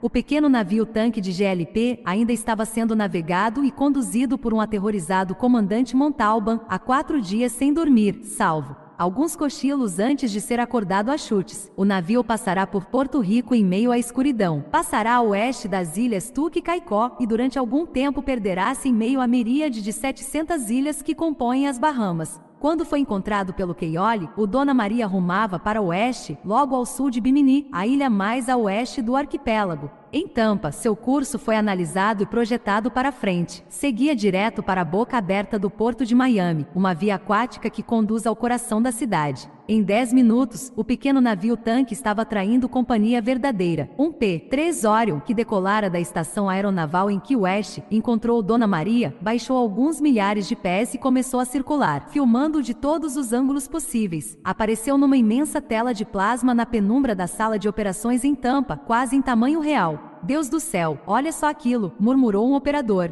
Enquanto o navio estava no mar, alguém fora até a polpa com um pincel e pintara uma faixa branca sobre a letra I em Maria. Fora uma tentativa de rebatizá-lo de Dona Marta, mas a mancha branca era tão tosca que não enganaria nenhum observador por mais de alguns segundos. Há 2 lanchas da Guarda Costeira operando a partir de Charleston, Carolina do Sul, ambas da classe Hamilton e ambas no mar. São os 717 USG. Mellon e seu navio gêmeo, o Morgenthau. Encontrando-se mais próximo, o Mellon manobrou em direção ao fugitivo sequestrado, passando de velocidade de cruzeiro para velocidade de perseguição. O navegador rapidamente calculou a interceptação para dali a 90 minutos, imediatamente antes do pôr do sol. A palavra lancha não faz justiça ao Mellon, com seus 150 metros de comprimento e 3.300 toneladas de sobrecarga, alcança o desempenho de um pequeno destroyer. Enquanto varava as ondas de começo de abril do Atlântico, a tripulação preparava seu armamento, apenas por precaução. O navio-tanque desaparecido já estava classificado como possivelmente hostil. O arsenal do Mellon é considerável. O mais leve de seus 3 sistemas é a metralhadora Gatling em 20 mm, que espelha uma rajada de projéteis tão impressionante que costuma ser usada como arma antimísseis. Teoricamente, mesmo um foguete em rota de colisão seria destroçado ao voar em direção àquele enxame de projéteis. Mas o canhão Phalanx não pode ser usado contra mísseis. Ele é capaz de destroçar praticamente qualquer coisa, mas precisa estar bem próximo ao alvo. A embarcação também carregava 2 canhões Bumaster 25 mm, não tão rápidos, porém mais poderosos e suficientes para estragar completamente o dia de um pequeno navio-tanque. E ele também abrigava, montado no convés, um canhão Otto Melara 76 mm de disparo rápido. Quando Dona Maria apareceu como um pontinho no horizonte, todos os 3 sistemas estavam preparados. Eram armas que até então tinham sido usadas apenas para treinamento, e se obrigados a dizer a verdade. Cada um de seus operadores admitiria estar louco para usá-las numa ação real. Com o Orion acima deles, fornecendo todos os dados em tempo real e repassando as imagens para a tampa. O Mellon contornou a popa do navio-tanque e apareceu à frente dele, reduzindo a velocidade de cruzeiro a menos de 200 metros do alvo. Então o Mellon usou seu megafone para chamar pelo Dona Maria. Navio-tanque não identificado. Aqui é o navio Mellon da Guarda Costeira dos Estados Unidos. Parem, repito, parem. Vamos subir a bordo. Binóculos poderosos puderam captar a figura que estava ao leme do navio, mas 2 figuras flanqueavam o homem. Não houve resposta. O navio-tanque não reduziu sua velocidade. A mensagem foi repetida. Depois da terceira mensagem, o comandante ordenou que um único projétil fosse disparado no mar à frente da proa do navio-tanque. Quando um jorro de água se derramou sobre o pico de vante, encharcando as lonas com as quais alguém tentará em vão esconder a rede de canos e tubos que traíam o propósito de um navio-tanque, os homens no pico de vante do Dona Maria devem ter entendido a mensagem. Mesmo assim, o navio não parou. Então 2 pessoas apareceram na porta do castelo de proa, logo atrás do passadiço. Um empunhava uma metralhadora M60. Era um gesto inútil que acabou selando o destino do navio-tanque. O homem era claramente de aparência norte-africana e estava nítido ao sol poente. Disparou uma rajada curta que passou por cima do Mellon e então levou no peito uma bala de uma das 4 carabinas M16. Empunhadas pelos homens no convés do Mellon. Foi o fim das negociações. Enquanto o corpo do argelino caía para trás e alguém fechava a porta de ferro pela qual ele saíra, o comandante do Mellon pediu permissão para afundar o navio fugitivo, mas a permissão foi negada. A mensagem da base foi inequívoca. Afaste-se do navio inimigo. Faça distância agora e faça rápido. Ele é uma bomba flutuante. Reassuma posição a 1,5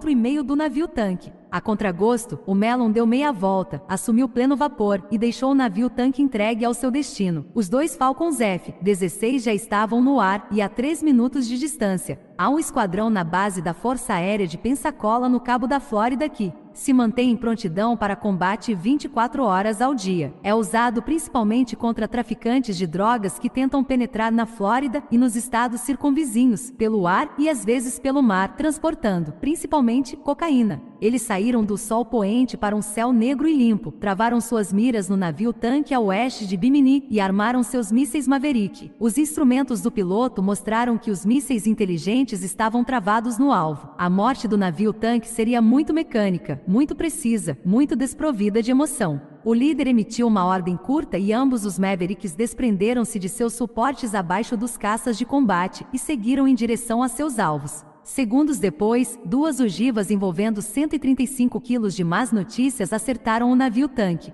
Embora a carga do Dona Maria não estivesse misturada com ar para obter potência máxima, as detonações dos Mavericks nas profundezas do petroleiro foram suficientes. A 1,5 km de distância, os tripulantes do Mellon observaram o Dona Maria inflamar como uma tocha. Ficaram muito impressionados. Sentiram a lufada de calor em seus rostos e o fedor de gasolina concentrada em chamas. Foi rápido. Não restou nada para ficar fumegando na superfície. A popa e a proa do navio-tanque desceram como 2 peças separadas de lixo derretido. O restante de seu combustível pesado tremeluziu por 5 minutos. E então o mar o clamou por inteiro. Exatamente conforme o plano de Ali Amin Al-Khattab. No espaço de 1 hora, o presidente dos Estados Unidos foi interrompido num banquete oficial com uma mensagem breve ao pé do ouvido. Ele fez que sim com a cabeça, exigiu um relatório verbal completo na sala oval na manhã seguinte e voltou a tomar sua sopa. Às 7:55, o diretor da CIA foi conduzido à sala oval, acompanhado por Marek Gumieni, que estivera naquela sala 2 vezes antes, e ainda ficava impressionado com ela. O presidente e os outros 5 ou 6 diretores estavam lá. As formalidades foram breves. Marek Gumieni foi instruído a reportar sobre o progresso e o término de um longo exercício de antiterrorismo conhecido como Crowbar. Ele foi sucinto, ciente de que o homem sentado debaixo da janela redonda que dava vista para o Rose Garden, com seus 15 centímetros de vidro à prova de balas, odiava explicações longas. A regra era sempre 15 minutos, e então calha a boca. Marek Gumieni resumiu as complexidades do Crowbar a 12. Quando parou, houve silêncio. Então o palpite dos britânicos estava certo? Finalmente disse o vice-presidente. Sim, senhor. O agente que eles infiltraram na Al-Qaeda, um oficial muito corajoso que eu tive o privilégio de conhecer no último outono, presumivelmente está morto. Se não estivesse, teria demonstrado sinal de vida a esta altura. Mas ele transmitiu a mensagem. A arma terrorista era realmente um navio. Eu não fazia a menor ideia de que havia cargas tão perigosas sendo transportadas diariamente ao redor do mundo, confessou o secretário de Estado no silêncio que se seguiu. Nem eu, disse o presidente. Agora, em relação à conferência do G8. Que conselho vocês me dão? O secretário de Defesa olhou para o diretor da Segurança Nacional e assentiu com a cabeça. Eles claramente já haviam planejado o passo seguinte. Senhor presidente, temos todos os motivos para acreditar que a ameaça terrorista a este país, que nitidamente visava a cidade de Miami, foi destruída ontem à noite. O perigo acabou. Quanto ao G8, durante toda a conferência o senhor estará sob a proteção da Marinha, que deu sua palavra de que nada de mal irá lhe acontecer. Portanto, o nosso conselho é que dê prosseguimento ao G8 sem nenhuma preocupação na cabeça.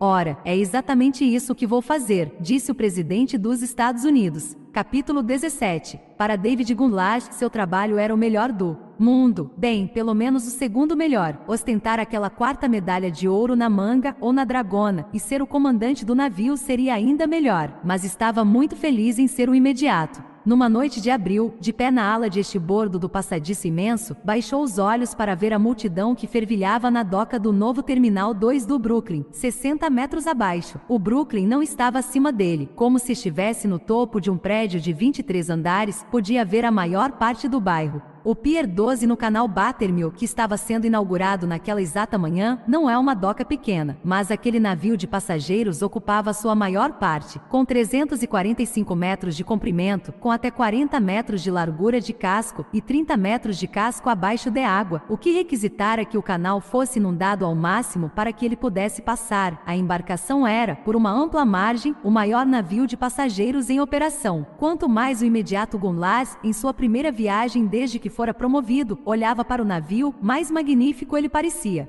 Abaixo e ao longe, na direção das ruas além dos prédios do terminal, o imediato conseguia divisar as faixas dos manifestantes frustrados e furiosos. A polícia de Nova York demonstrara uma competência incrível ao estabelecer um cordão de isolamento em torno do terminal inteiro. Os barcos da polícia portuária contornavam o terminal no nível do mar para garantir que nenhum manifestante pudesse aproximar-se de barco. Mesmo se pudessem aproximar-se, isso não lhes adiantaria de nada. O casco de aço do navio de passageiros simplesmente avultava-se muito acima da superfície da água, com as escotilhas inferiores a mais de 15 metros de altura. Portanto, as pessoas que iriam embarcar naquela noite poderiam fazê-lo em absoluta privacidade. Não que elas interessassem aos manifestantes. Até agora o navio de passageiros estava recebendo a bordo apenas os participantes de nível inferior, estenógrafos, secretárias, diplomatas juniores, consultores especiais, todas as formigas humanas sem as quais os grandes e poderosos do mundo não poderiam discutir fome, pobreza, segurança, barreiras comerciais, defesa e alianças. Quando a noção de segurança lhe passou pela mente, David Goulash franziu a testa. Ele e seus colegas oficiais haviam passado o dia escoltando um número imenso de agentes do serviço secreto americano por cada centímetro do navio. Todos tinham a mesma aparência, todos mantinham expressões de curiosidade absoluta, todos falavam com suas mangas, onde havia microfones escondidos, e todos recebiam suas respostas naqueles fones de ouvido sem os quais se sentiam nus. Goulash finalmente concluiu que eles eram paranoicos profissionais, e não haviam encontrado nada errado. Os antecedentes dos 1.200 tripulantes tinham sido checados, sem que nenhuma evidência negativa tivesse sido achada contra qualquer um deles. Apartamento Grand Duplex, reservado para o presidente dos Estados Unidos para a primeira-dama, já estava trancado e guardado pelo serviço secreto, tendo sido vasculhado centímetro por centímetro. Foi somente depois de ver o apartamento que o imediato David Goulash teve uma noção real do casulo que envolvia aquele presidente todo o tempo. Ele olhou o relógio. Faltavam 2 horas para completar o embarque dos 3.000 passageiros, antes que fosse a vez de chegarem os 8 chefes de Estado ou governo, como os diplomatas em Londres. O imediato estava admirando a simplicidade da ideia de fretar o maior e mais luxuoso navio de passageiros do mundo para sediar a maior e mais prestigiosa conferência de todos os tempos, e fazer isso durante uma travessia de 5 dias pelo Atlântico, de Nova York até Southampton. A inovação surpreendeu todas as forças que todos os anos buscavam levar o caos à conferência do G8. Melhor que uma montanha, melhor que uma ilha, com acomodação para 4.200 almas, o Queen Mary II era intocável. Goulash ficaria ao lado de seu comandante, enquanto as sirenas Typhon soassem seu dó gravíssimo para se despedir de Nova York. Ele faria os ajustes necessários aos seus 4 motores, e o comandante, usando apenas um pequeno joystick no painel de controle, poria o navio em movimento para o East River e em seguida manobraria para o Atlântico. Os controles do Queen Mary II eram tão delicados, e seus 2 motores de popa tão versáteis, que ele não precisava de rebocadores para sair do terminal. Muito a leste, o Countess of Richmond estava passando pelas Ilhas Canárias, a estibordo, as ilhas de turismo para tantos europeus que buscavam afastar-se da neve e do gelo de suas terras natais, para encontrar o sol de dezembro ao longo da costa africana. Estavam fora de vista, mas o cume do Monte Tied podia ser visto no horizonte com binóculos. O navio tinha à frente mais 2 dias de viagem até seu encontro com a história. O navegador indonésio instruíra seu compatriota na casa de máquinas a cortar força para reduzir a velocidade, e estava se movendo a um ritmo lento pelas ondas gentis da noite de abril.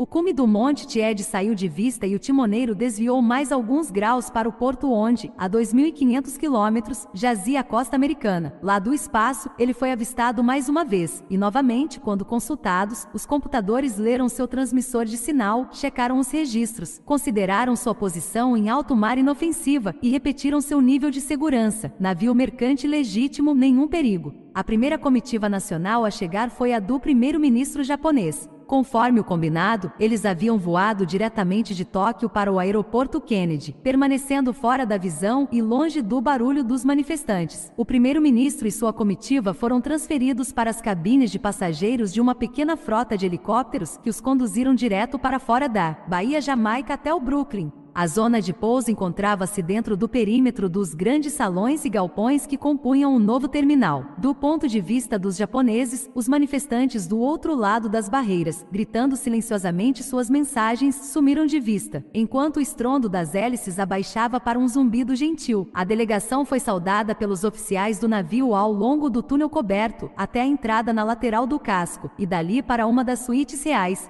Os helicópteros partiram para o Kennedy a fim de recolher os canadenses que haviam acabado de chegar. David Goulash permaneceu no passadiço, 45 metros de lado a lado com imensas janelas panorâmicas para o mar. Embora o passadiço estivesse a 60 metros acima do mar, os limpadores na frente de cada janela revelavam que quando a proa do Queen atingia as ondas de 18 metros do Atlântico no meio do inverno, o jorro de água chegava àquela altura. Mas segundo a previsão do tempo, aquela travessia seria tranquila, com ondas pequenas e ventos leves. O navio de passageiros faria a rota do Grande Círculo, sempre mais popular entre os hóspedes por seu clima e mar mais amenos. O navio seguiria em arco pelo Atlântico em seu ponto mais curto e mais ao sul, logo ao norte de Açores. Os russos, franceses, alemães e italianos sucederam uns aos outros em sequência, e a noite caiu quando os britânicos, proprietários do Queen Mary II, usaram os últimos voos de helicóptero. O presidente dos Estados Unidos, o anfitrião do jantar inaugural, que se daria um pouco depois das 8 da noite, chegou às 6 em ponto no helicóptero azul escuro da Casa Branca. Uma banda da Marinha reunida no cais tocou o Rei o Todetif enquanto o presidente entrava no navio, para que as portas de aço o isolassem do mundo exterior. Às 6h30, as últimas amarras foram soltas e o Queen, todo enfeitado e aceso como uma cidade flutuante, começou a se mover para o East River. As pessoas que estavam nas embarcações menores no rio e nas ruas externas assistiram à saída do navio e acenaram. Muito acima deles, por trás de vidros reforçados, os líderes das 8 nações mais ricas do mundo acenaram em resposta. A Estátua da Liberdade, iluminada em toda a sua glória, passou deslizando, as ilhas se afastaram e o Queen aumentou pouco a pouco sua potência. Os 2 cruzadores de mísseis da Marinha Americana que escoltariam o Queen assumiram suas posições a aproximadamente 1 quilômetro a cada lado do navio e se anunciaram ao comandante. A bombordo estava o USS Leyte Gulf, a estebordo o USS Monterey. De acordo com o protocolo marítimo, o comandante do Queen Mary reconheceu sua presença e agradeceu. Então saiu do passadiço e foi se trocar para o jantar. David Goodlatte tinha o leme e o comando. Não haveria submarino de escolta, porque aquele não era um grupo de cargueiros, e o submarino estaria ausente por 2 motivos. Nenhuma nação possuía um submarino que pudesse fugir à capacidade de detectar e afundar de um cruzador de mísseis, e o Queen era rápido demais para ser acompanhado por qualquer submarino. Quando as luzes de Long Island começaram a sumir no horizonte, o imediato Gunlas aumentou a potência das máquinas. Os 4 motores, com seus 157.000 cavalos de força somados, podiam empurrar o Queen até 30 nós, caso necessário. A velocidade normal do Mary é de 25 nós, e os cruzadores precisariam forçar seus motores ao máximo para acompanhá-lo. No céu surgiu a escolta aérea, um AVEI e 2C da Marinha Americana, com sensores de radar que varreriam a superfície do Atlântico por 800 quilômetros em qualquer direção em torno do comboio, e um Prowler EA-6B capaz de interferir em qualquer sistema de armamento ofensivo que ousasse seguir o comboio e destruí-lo com mísseis ar. A cobertura aérea seria reabastecida no ar até ser substituída por aviões idênticos vindos da base americana em Açores. Esses continuariam patrulhando até serem rendidos por aviões britânicos. Tudo fora previsto. O jantar foi um sucesso triunfal. Os estadistas sorriram, as esposas brilharam, a comida foi soberba e taças de cristal foram enchidas com vinhos das melhores safras. Seguindo o exemplo do presidente americano, os convidados retiraram-se cedo para se recuperar dos longos voos daquele dia. Na manhã seguinte, a conferência foi iniciada. O Royal Court Theatre fora transformado para acomodar as 8 delegações, com o pequeno exército de lacaios que cada uma parecia precisar. A segunda noite foi como a primeira, salvo que o anfitrião foi o primeiro-ministro britânico no King's Grill, o restaurante com capacidade para 200 pessoas. As de menor eminência espalharam-se pelo imenso restaurante Britania ou pelos diversos pubs e bares que também serviam comida. Os mais jovens, livres de seus labores diplomáticos, compareceram depois do jantar ao King's Ballroom ou ao clube noturno G32. Acima deles, a maioria das luzes estava apagada no passadiço que David Gunlash comandava durante a madrugada. Aberta à frente dele, logo abaixo das janelas de vante, estava a série de telas de plasma que descreviam cada sistema no navio.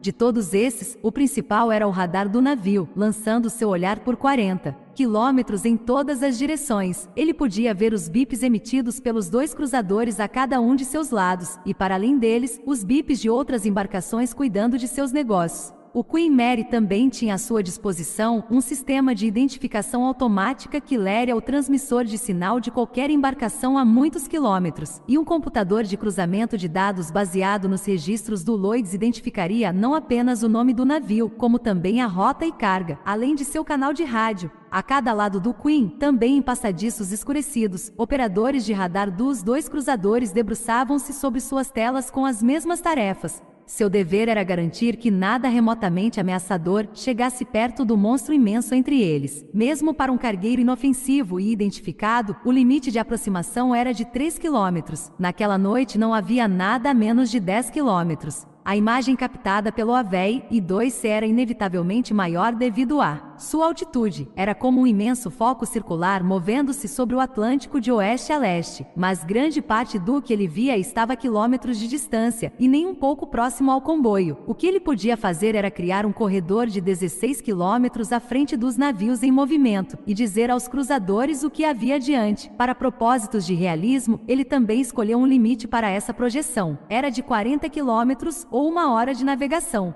Um pouco depois das 11 na terceira noite, o AVEI soou um alerta de nível baixo. Há um pequeno cargueiro 40 quilômetros à frente, 4 quilômetros ao sul da trajetória pretendida. Parece imóvel na água. O Countess of Richmond não estava completamente imóvel. Os motores estavam ajustados para meia nau, de modo que suas hélices encontravam-se inertes na água, mas havia uma corrente de 4 nós que dava ao Countess impulso suficiente para manter seu curso para o oeste. O bote inflável estava na água, amarrado a bombordo do navio, com uma escada de cordas e tábuas descendo do costado até o mar. 4 homens já estavam no bote, embalados pela corrente ao lado do casco do cargueiro. Os outros 4 estavam no passadiço. Ibrahim se encontrava ao leme, olhando o horizonte, procurando pelo primeiro brilho das luzes em aproximação. O especialista em rádio indonésio estava ajustando o microfone transmissor para aumentar sua potência e clareza. Ao seu lado estava o adolescente paquistanês nascido e criado num subúrbio da cidade de Leeds, Inglaterra. O quarto era Martin.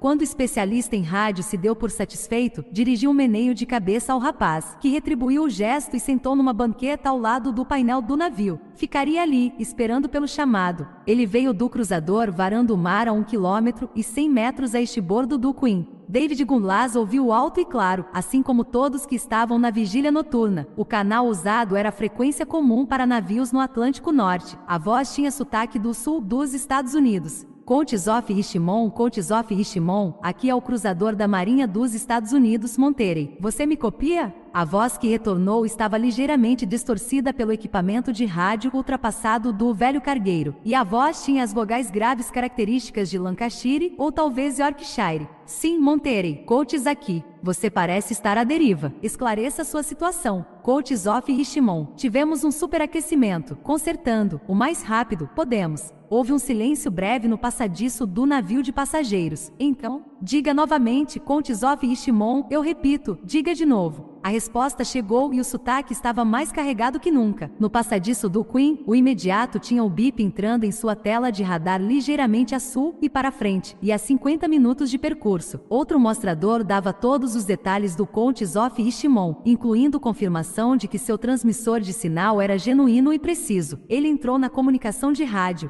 Monterey, este é o Queen Mary II. Deixe-me tentar. David Gunlas nascerá e fora criado no condado de Cheshire, a menos de 80 quilômetros de Liverpool. Ele calculou que a voz do Countess tinha um sotaque de Yorkshire ou Lancashire, que era vizinho de sua nativa Cheshire. Countess of Richmond, aqui é o Queen Mary II. Ouvi que vocês tiveram um aquecimento do motor principal e que estão realizando reparos no mar. Confirme. Sim, isso mesmo, e disse a voz no alto-falante, com seu sotaque quase incompreensível. Devemos terminar dentro de 1 hora. Countess, dê seus detalhes, por favor. Porto de registro, porto de partida, destino, carga. Queen Mary, estamos registrados em Liverpool, 8.000 toneladas, cargueiro de cargas gerais, vindo de Java com bordados e madeiras orientais, seguindo para Baltimore. Gunlas correu os olhos pelas informações na tela, fornecidas pelo escritório central da Companhia de Remessa MC Kendrick, Liverpool, agente Sebart e Abercrombie em Londres, seguradores Lloyds. Tudo correto. Por favor, com quem falo? Perguntou. Aqui é o comandante MC Kendrick. Quem é você? Imediato David Gunlas falando. O Monterey, acompanhando a conversa com dificuldade, devido aos sotaques carregados de ambas as partes, retornou à comunicação. Monterey, Queen, você quer alterar o curso? Gunlas consultou as telas. O computador do passadiço estava guiando o Queen ao longo da trajetória pré-planejada e iria se ajustar a qualquer mudança de mar, vento, corrente ou ondas. Realizar um desvio de trajetória significaria passar para o modo manual ou reiniciar a programação e então retornar ao curso original. Ele iria passar pelo cargueiro à deriva em 41 minutos e estaria 3 quilômetros a estibordo dele. Não é preciso, Monterey. Passaremos por ele dentro de 40 minutos. Mais de 3 quilômetros de mar entre nós. Em formação com Queen, o Monterey estaria a uma distância menor que essa, mas ainda haveria amplo espaço. Lá em cima, o AVE e o E6 perscrutaram o cargueiro indefeso em busca de qualquer sinal de travamento de míssil ou qualquer tipo de atividade eletrônica. Não havia nenhuma, mas eles manteriam a vigilância até o Countess estar bem atrás do comboio. 2 outros navios também estavam na área de segurança, mas muito à frente, e esses poderiam ser requisitados a se desviar para a esquerda e para a direita. Entendido, disse o Monterey. Tudo aquilo fora ouvido no passadiço do Countess. Ibrahim gesticulou com a cabeça, mandando que o deixassem sozinho. O engenheiro de rádio e o rapaz desceram a escada até o bote, e todos os 6 no inflável esperaram pelo sinal.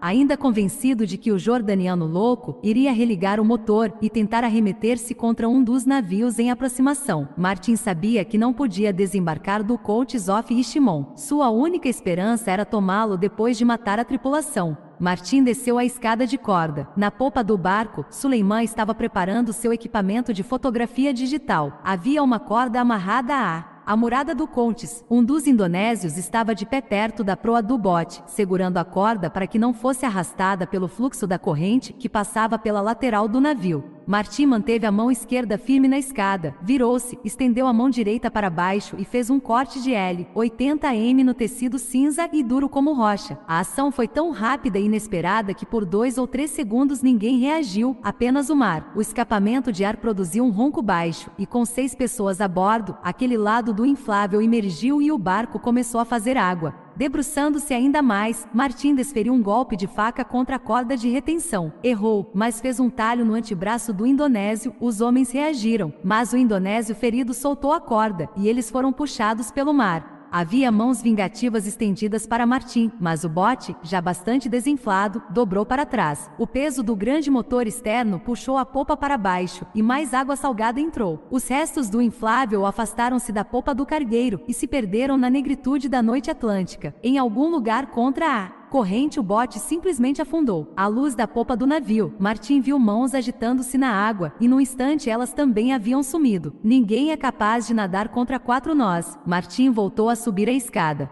Nesse momento, Ibrahim puxou um dos 3 controles que o especialista em explosivos deixará para ele. Enquanto escalava, Martin ouviu uma série de estalidos agudos enquanto cargas diminutas explodiam. Quando o senhor veio construir a galeria disfarçada como 6 contêineres ao longo do convés do Java Star, do passadiço até a proa, ele criará o teto, ou tampa, do espaço vazio abaixo, como uma peça de aço única comprimida por 4 pontos de contenção. A esses pontos de contenção, o especialista em explosivos encaixara cargas moldadas e ligara todas as 4 a fios que captavam sua energia através dos motores do navio. Quando eles explodiram, a placa de metal que tampava a caverna abaixo levantou vários metros. A potência das cargas era assimétrica, de modo que um lado da placa levantou mais alto do que a outra. Martin estava no topo da escada de corda, faca nos dentes, quando as cargas explodiram. Ele se agachou enquanto a imensa placa de metal deslizava de lado para o mar. Em seguida, guardou a faca e entrou no passadiço.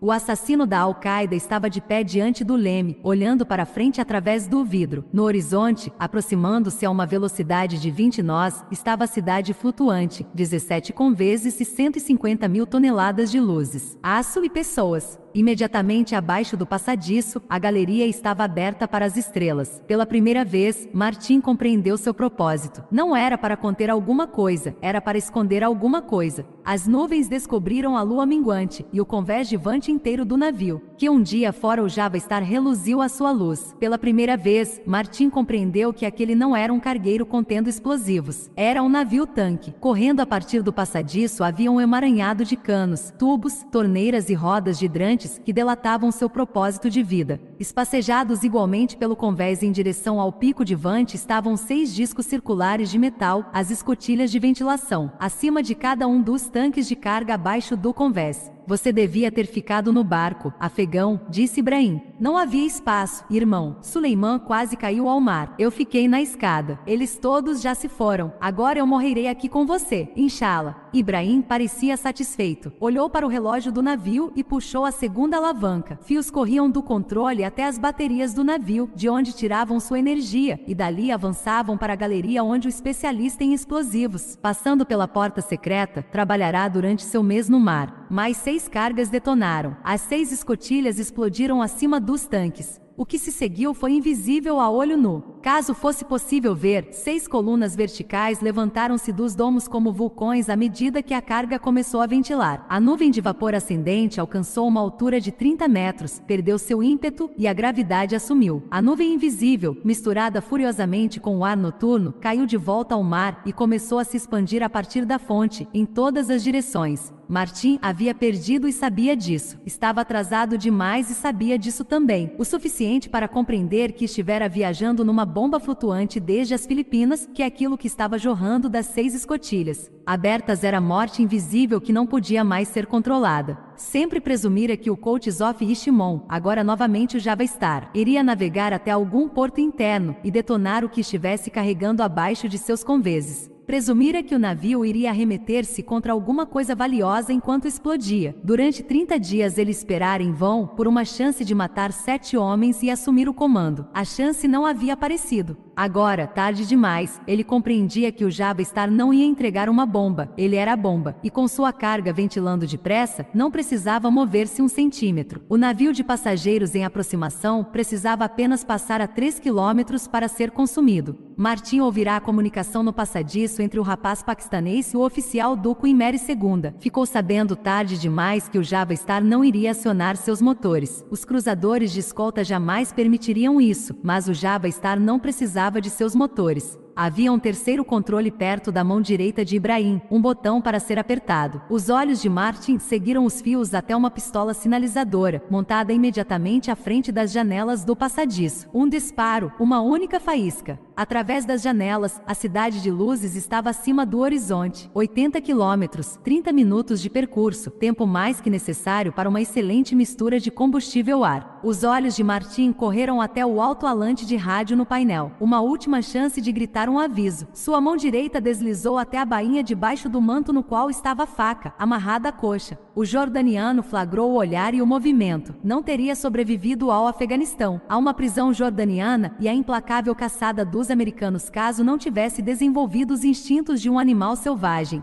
Alguma coisa lhe disse que, a despeito da linguagem fraternal, não era seu amigo. Ódio puro encheu a atmosfera carregada do pequeno passadiço como um grito silencioso. A mão de Martin deslizou para dentro de seu manto até a laça. Mas Ibrahim foi mais rápido. A arma estivera escondida debaixo do mapa na mesa de cartografia. Estava apontando direto para o peito de Martin. A distância que o separava era de 3,5 metros, 3 a mais do que seria adequado para Martin. Um soldado é preparado para estimar possibilidades e fazê-lo depressa. Martin passará boa parte de sua vida fazendo isso. No passadiço do Countess-of Richmond, envolvido por sua própria nuvem de morte, havia apenas duas: ir até o homem, ir até o botão. Para nenhuma das duas possibilidades haveria sobrevivência. Algumas palavras vieram à sua mente, palavras de um tempo longínquo, num poema de estudante. Para cada homem sobre a terra, a morte chegará um dia. E ele se lembrou de Ahmad Shah Massoud, o leão de Pangir, falando, diante da fogueira: todos estamos sentenciados a morrer, em inglês, mas apenas um guerreiro abençoado por Alá tem permissão para escolher como. O coronel Mike Martin fizera sua escolha. Ibrahim percebeu o que ia acontecer. Conhecia o brilho nos olhos de um homem prestes a morrer. O assassino gritou e disparou. O homem, arremetendo-se para frente, recebeu a bala no peito e começou a morrer. Mas acima da dor e do choque sempre há perseverança. Apenas o bastante para mais um segundo de vida. E no fim desse segundo, tanto os dois homens quanto o navio foram consumidos numa eternidade rosada. David Gunlash testemunhou a Palermado, 24 quilômetros à frente, onde o maior navio de passageiros do mundo estaria em 35 minutos, um gigantesco vulcão de chamas irrompeu do mar. Dos outros 3 homens em vigília vieram gritos de: o que foi isso? Monterey para Queen Mary II. Desvie para bombordo, repito, desvie para bombordo. Estamos investigando. À sua direita, Gunlash viu o cruzador americano passar a velocidade de ataque e mover-se em direção às chamas. Enquanto observava, as chamas começaram a estremecer e morrer na água. Estava claro que o Countess-of Richmond sofrerá alguma espécie de acidente terrível. Seu trabalho era permanecer afastado. Se houvesse homens na água, o Monterey iria encontrá-los. Mas ainda era aconselhável chamar o comandante. Quando o mestre do navio chegou ao passadiço, seu imediato explicou o que vira. Estavam agora a 28 quilômetros do ponto estimado e afastando-se depressa. A bombordo, o USS Leite permanecia com eles. O Monterey estava seguindo direto para a bola de fogo quilômetros à frente. O comandante concordou que cabia ao Monterey procurar sobreviventes, embora considerasse altamente improvável que houvesse algum.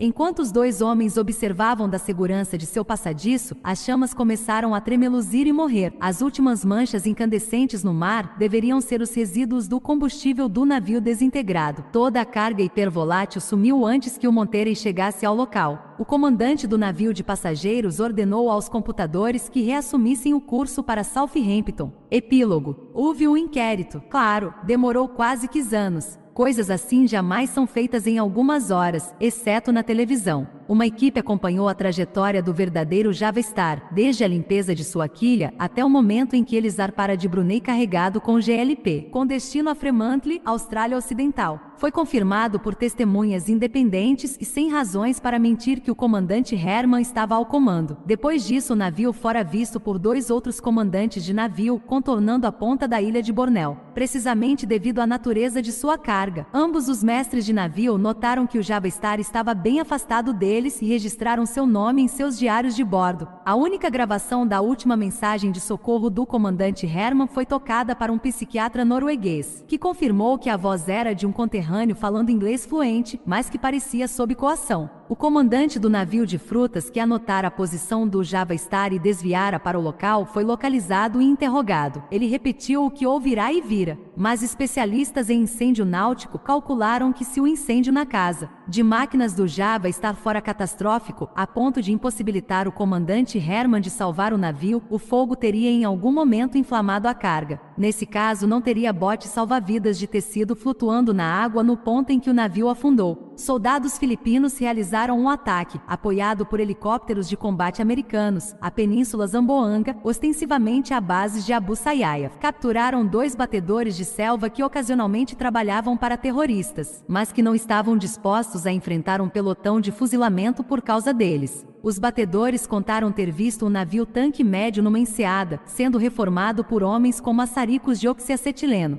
A equipe de investigação do Java Star entregou o relatório em 1 ano. O documento declarava que o Java Star não afundara devido a um incêndio, mas que fora sequestrado intacto. Além disso, pessoas haviam tido muito trabalho para persuadir o mundo marítimo de que o Java Star não mais existia, quando de fato ele existia. Embora já tivesse sido presumido que a tripulação inteira estava morta, isso ainda precisava ser confirmado. Devido ao caráter confidencial do caso, todos os membros do inquérito estavam trabalhando nos aspectos variados sem saber por quê. Eles haviam acreditado quando lhes fora dito que se tratava de uma investigação de seguro. Outra equipe acompanhou a sorte do verdadeiro coach Zoff e Shimon. Eles saíram do gabinete de Alex Siebart em Crutched Friars, na City de Londres, até Liverpool, e conversaram com parentes e tripulantes. Todos confirmaram que tudo estivera em ordem quando o Coates descarregara seus jaguares em Singapura. O comandante MC Kendrick encontrara-se com um amigo de Liverpool na doca, e eles tomaram umas cervejas antes de partir, e ele telefonara para casa.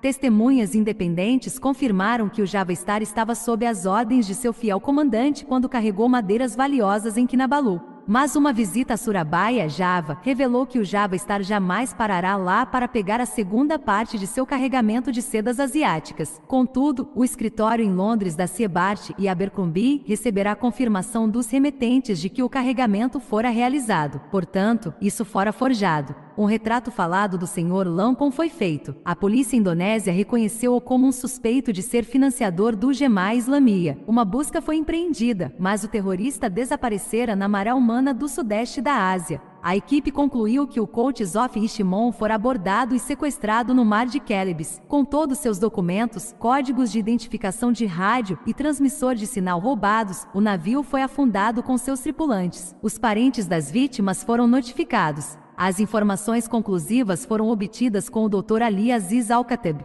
As escutas nos telefones do Dr. Al-Khattab revelaram que ele estava marcando uma viagem para o Oriente Médio. Depois de uma conferência na casa do Tamisa, sede do MI5, ficou decidido que era hora de prendê-lo. A polícia de Birmingham e o departamento especial arrombaram a porta do acadêmico kuwaitiano quando os vigilantes confirmaram que ele estava no banho. Foi retirado de casa vestido num roupão de banho. Mas Al-Khattab era inteligente. Uma revista total de seu apartamento, carro e escritório, celular e laptop não revelou um único detalhe incriminador. Ele permaneceu calmo e sorridente, e seu advogado protestou, embora, segundo a lei, a polícia britânica tivesse o direito de manter preso por 28 dias um suspeito sem uma acusação formal. Mas o sorriso de Al-Khattab sumiu quando, ao sair da prisão de Sua Majestade em Belmarsh, foi preso novamente, desta vez com uma ordem de extradição do governo dos Emirados Árabes Unidos. Sob esta legislação, não havia limite de tempo. Al-Khattab seguiu direto de volta para sua cela. Dessa vez, seu advogado apresentou um apelo vigoroso contra a extradição. Sendo um kuwaitiano, ele nem era cidadão dos Emirados Árabes Unidos, mas essa não era a questão.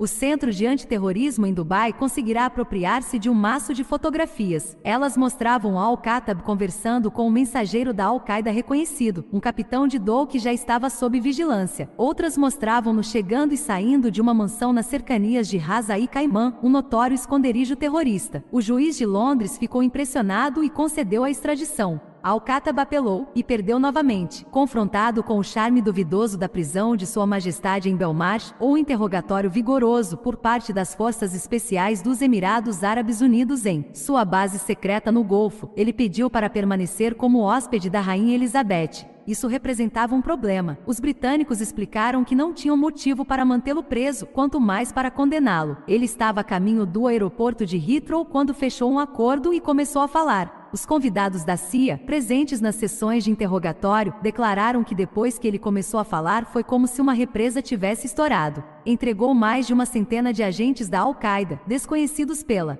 inteligência anglo-americana, além de 24 contas bancárias. Quando os interrogadores mencionaram o projeto da Al-Qaeda de nome Al-Issa, o kuwaitiano ficou mudo de estupefação. Não tinha a menor ideia de que alguém soubesse a respeito. Então recomeçou a falar. Ele confirmou tudo que Londres e Washington já sabiam ou suspeitavam, e então acrescentou mais. Podia identificar todos os 8 homens a bordo do Countess of Ishimon em sua viagem final, exceto os 3 indonésios. Conhecia as origens e os pais do adolescente de origem paquistanesa que, nascido e criado no condado inglês de Yorkshire, poderia falar no lugar do comandante M.C. Kendrick no rádio do navio e enganar o imediato David Gunlash. E admitiu que o Dona Maria e os homens a bordo tinham realizado um sacrifício deliberado, embora não tivessem noção de seu propósito. Eles haviam sido uma mera distração para que os americanos não hesitassem em embarcar o presidente americano no navio de passageiros. Gentilmente, os interrogadores conduziram o assunto até um afegão que eles sabiam que Al-Khattab interrogara na mansão nos Emirados Árabes Unidos. Na verdade, não sabiam, apenas suspeitavam. Mas Al-Khattab nem hesitou. Confirmou a chegada do misterioso comandante talibã em Ras Al Khaimah, depois de uma fuga ousada e sanguinolenta da custódia nos arrabaldes de Cabul. Ele alegou que esses detalhes tinham sido checados cuidadosamente pelos simpatizantes da Al-Qaeda em Cabul e autenticados. Admitiu que tinha sido instruído pelo próprio Ayman al-Zawahiri a ir até o Golfo e interrogar o fugitivo por quanto tempo fosse necessário, e revelou que fora ninguém menos que o cheque que verificara a identidade, tendo como base uma conversa realizada anos antes num hospital numa caverna em Tora Bora. Foi o cheque quem concedeu a ele o privilégio de juntar-se ao Al-Issa, e ele, Al-Khattab, despachara o homem para a Malásia junto com os outros. Os inquisidores anglo-americanos desfrutaram da doce satisfação de arruinar o que restava da vida de Al-Khattab, contando-lhe quem era realmente. Como detalhe final, um especialista em caligrafia confirmou que a letra do coronel desaparecido e a da pessoa que escrevera a mensagem enfiada na bolsa de equipamento de mergulho na ilha de Labuan eram a mesma. O Comitê Crowbar finalmente concordou que Mike Martin havia abordado o Countess of Ishimon, ainda disfarçado de terrorista, em algum lugar depois de Labuan, e que não havia nenhuma evidência de que ele conseguirá escapar a tempo. As teorias quanto ao motivo pelo qual o Countess explodira prematuramente foram deixadas abertas no arquivo. É de praxe no Reino Unido aguardar 7 anos, até que uma pessoa desaparecida sem deixar vestígios seja considerada legalmente morta e que um atestado de óbito seja emitido. Mas quando o interrogatório do Dr. Al-Khattab chegou à sua conclusão, o legista da cidade de Westminster, Londres, foi convidado a um jantar muito discreto numa sala particular do Brooks Club, na St. James Street. Havia apenas mais 3 pessoas presentes, e elas explicaram muitas coisas ao legista depois de serem deixados a sós pelos garçons. Na semana seguinte, o legista emitiu um atestado de óbito para um acadêmico da Escola de Estudos Orientais e África, um certo Dr. Terry Martin, a respeito de seu falecido irmão, o coronel Mike Martin do Regimento de Paraquedismo, que desaparecera sem deixar vestígios 18 meses antes, no quartel-general do regimento do SS, nas cercanias da cidade de Hereford. Existe uma estrutura de aparência estranha conhecida simplesmente como Torre do Relógio. No passado, a torre fora desmantelada pedaço por pedaço quando o regimento mudara-se de sua antiga base para a nova instalação. Depois fora reconstruída. Previsivelmente, a torre possuía um relógio em seu topo. Os pontos de interesse são as 4 faces da torre, nas quais são escritos os nomes de todos os agentes do SS mortos em combate. Logo depois da emissão do atestado de óbito, uma missa memorial foi realizada ao sopé da Torre do Relógio. Havia uma dúzia de homens uniformizados e 10 em trajes civis, além de suas mulheres. Uma delas era a diretora-geral do MI5, o Serviço de Segurança, e a outra era a ex-esposa do falecido. Fora necessário um pouco de persuasão para que fosse concedido o status de desaparecido em ação, mas a pressão viera de muito alto, e quando posto a par de todos os fatos conhecidos, o diretor das Forças Especiais e o oficial comandante do regimento haviam concordado que o status era justo. O coronel Mike Martin de certo não era o primeiro, nem seria o último, homem do SS a desaparecer num lugar distante e jamais ser recuperado. O sol se punha a oeste nas Montanhas Negras de Gales, marcando o fim de um dia nublado de fevereiro, quando a cerimônia breve foi realizada. No fim, o capelão proferiu as palavras habituais do Evangelho de São João. Não existe amor maior do que dar a vida pelos seus amigos. Apenas as pessoas reunidas em torno da Torre do Relógio sabiam que Mike Martin, coronel do regimento de paraquedismo e do SS, aposentado, dera a vida por 4.000 completos estranhos, nenhum dos quais jamais saberia que ele havia existido.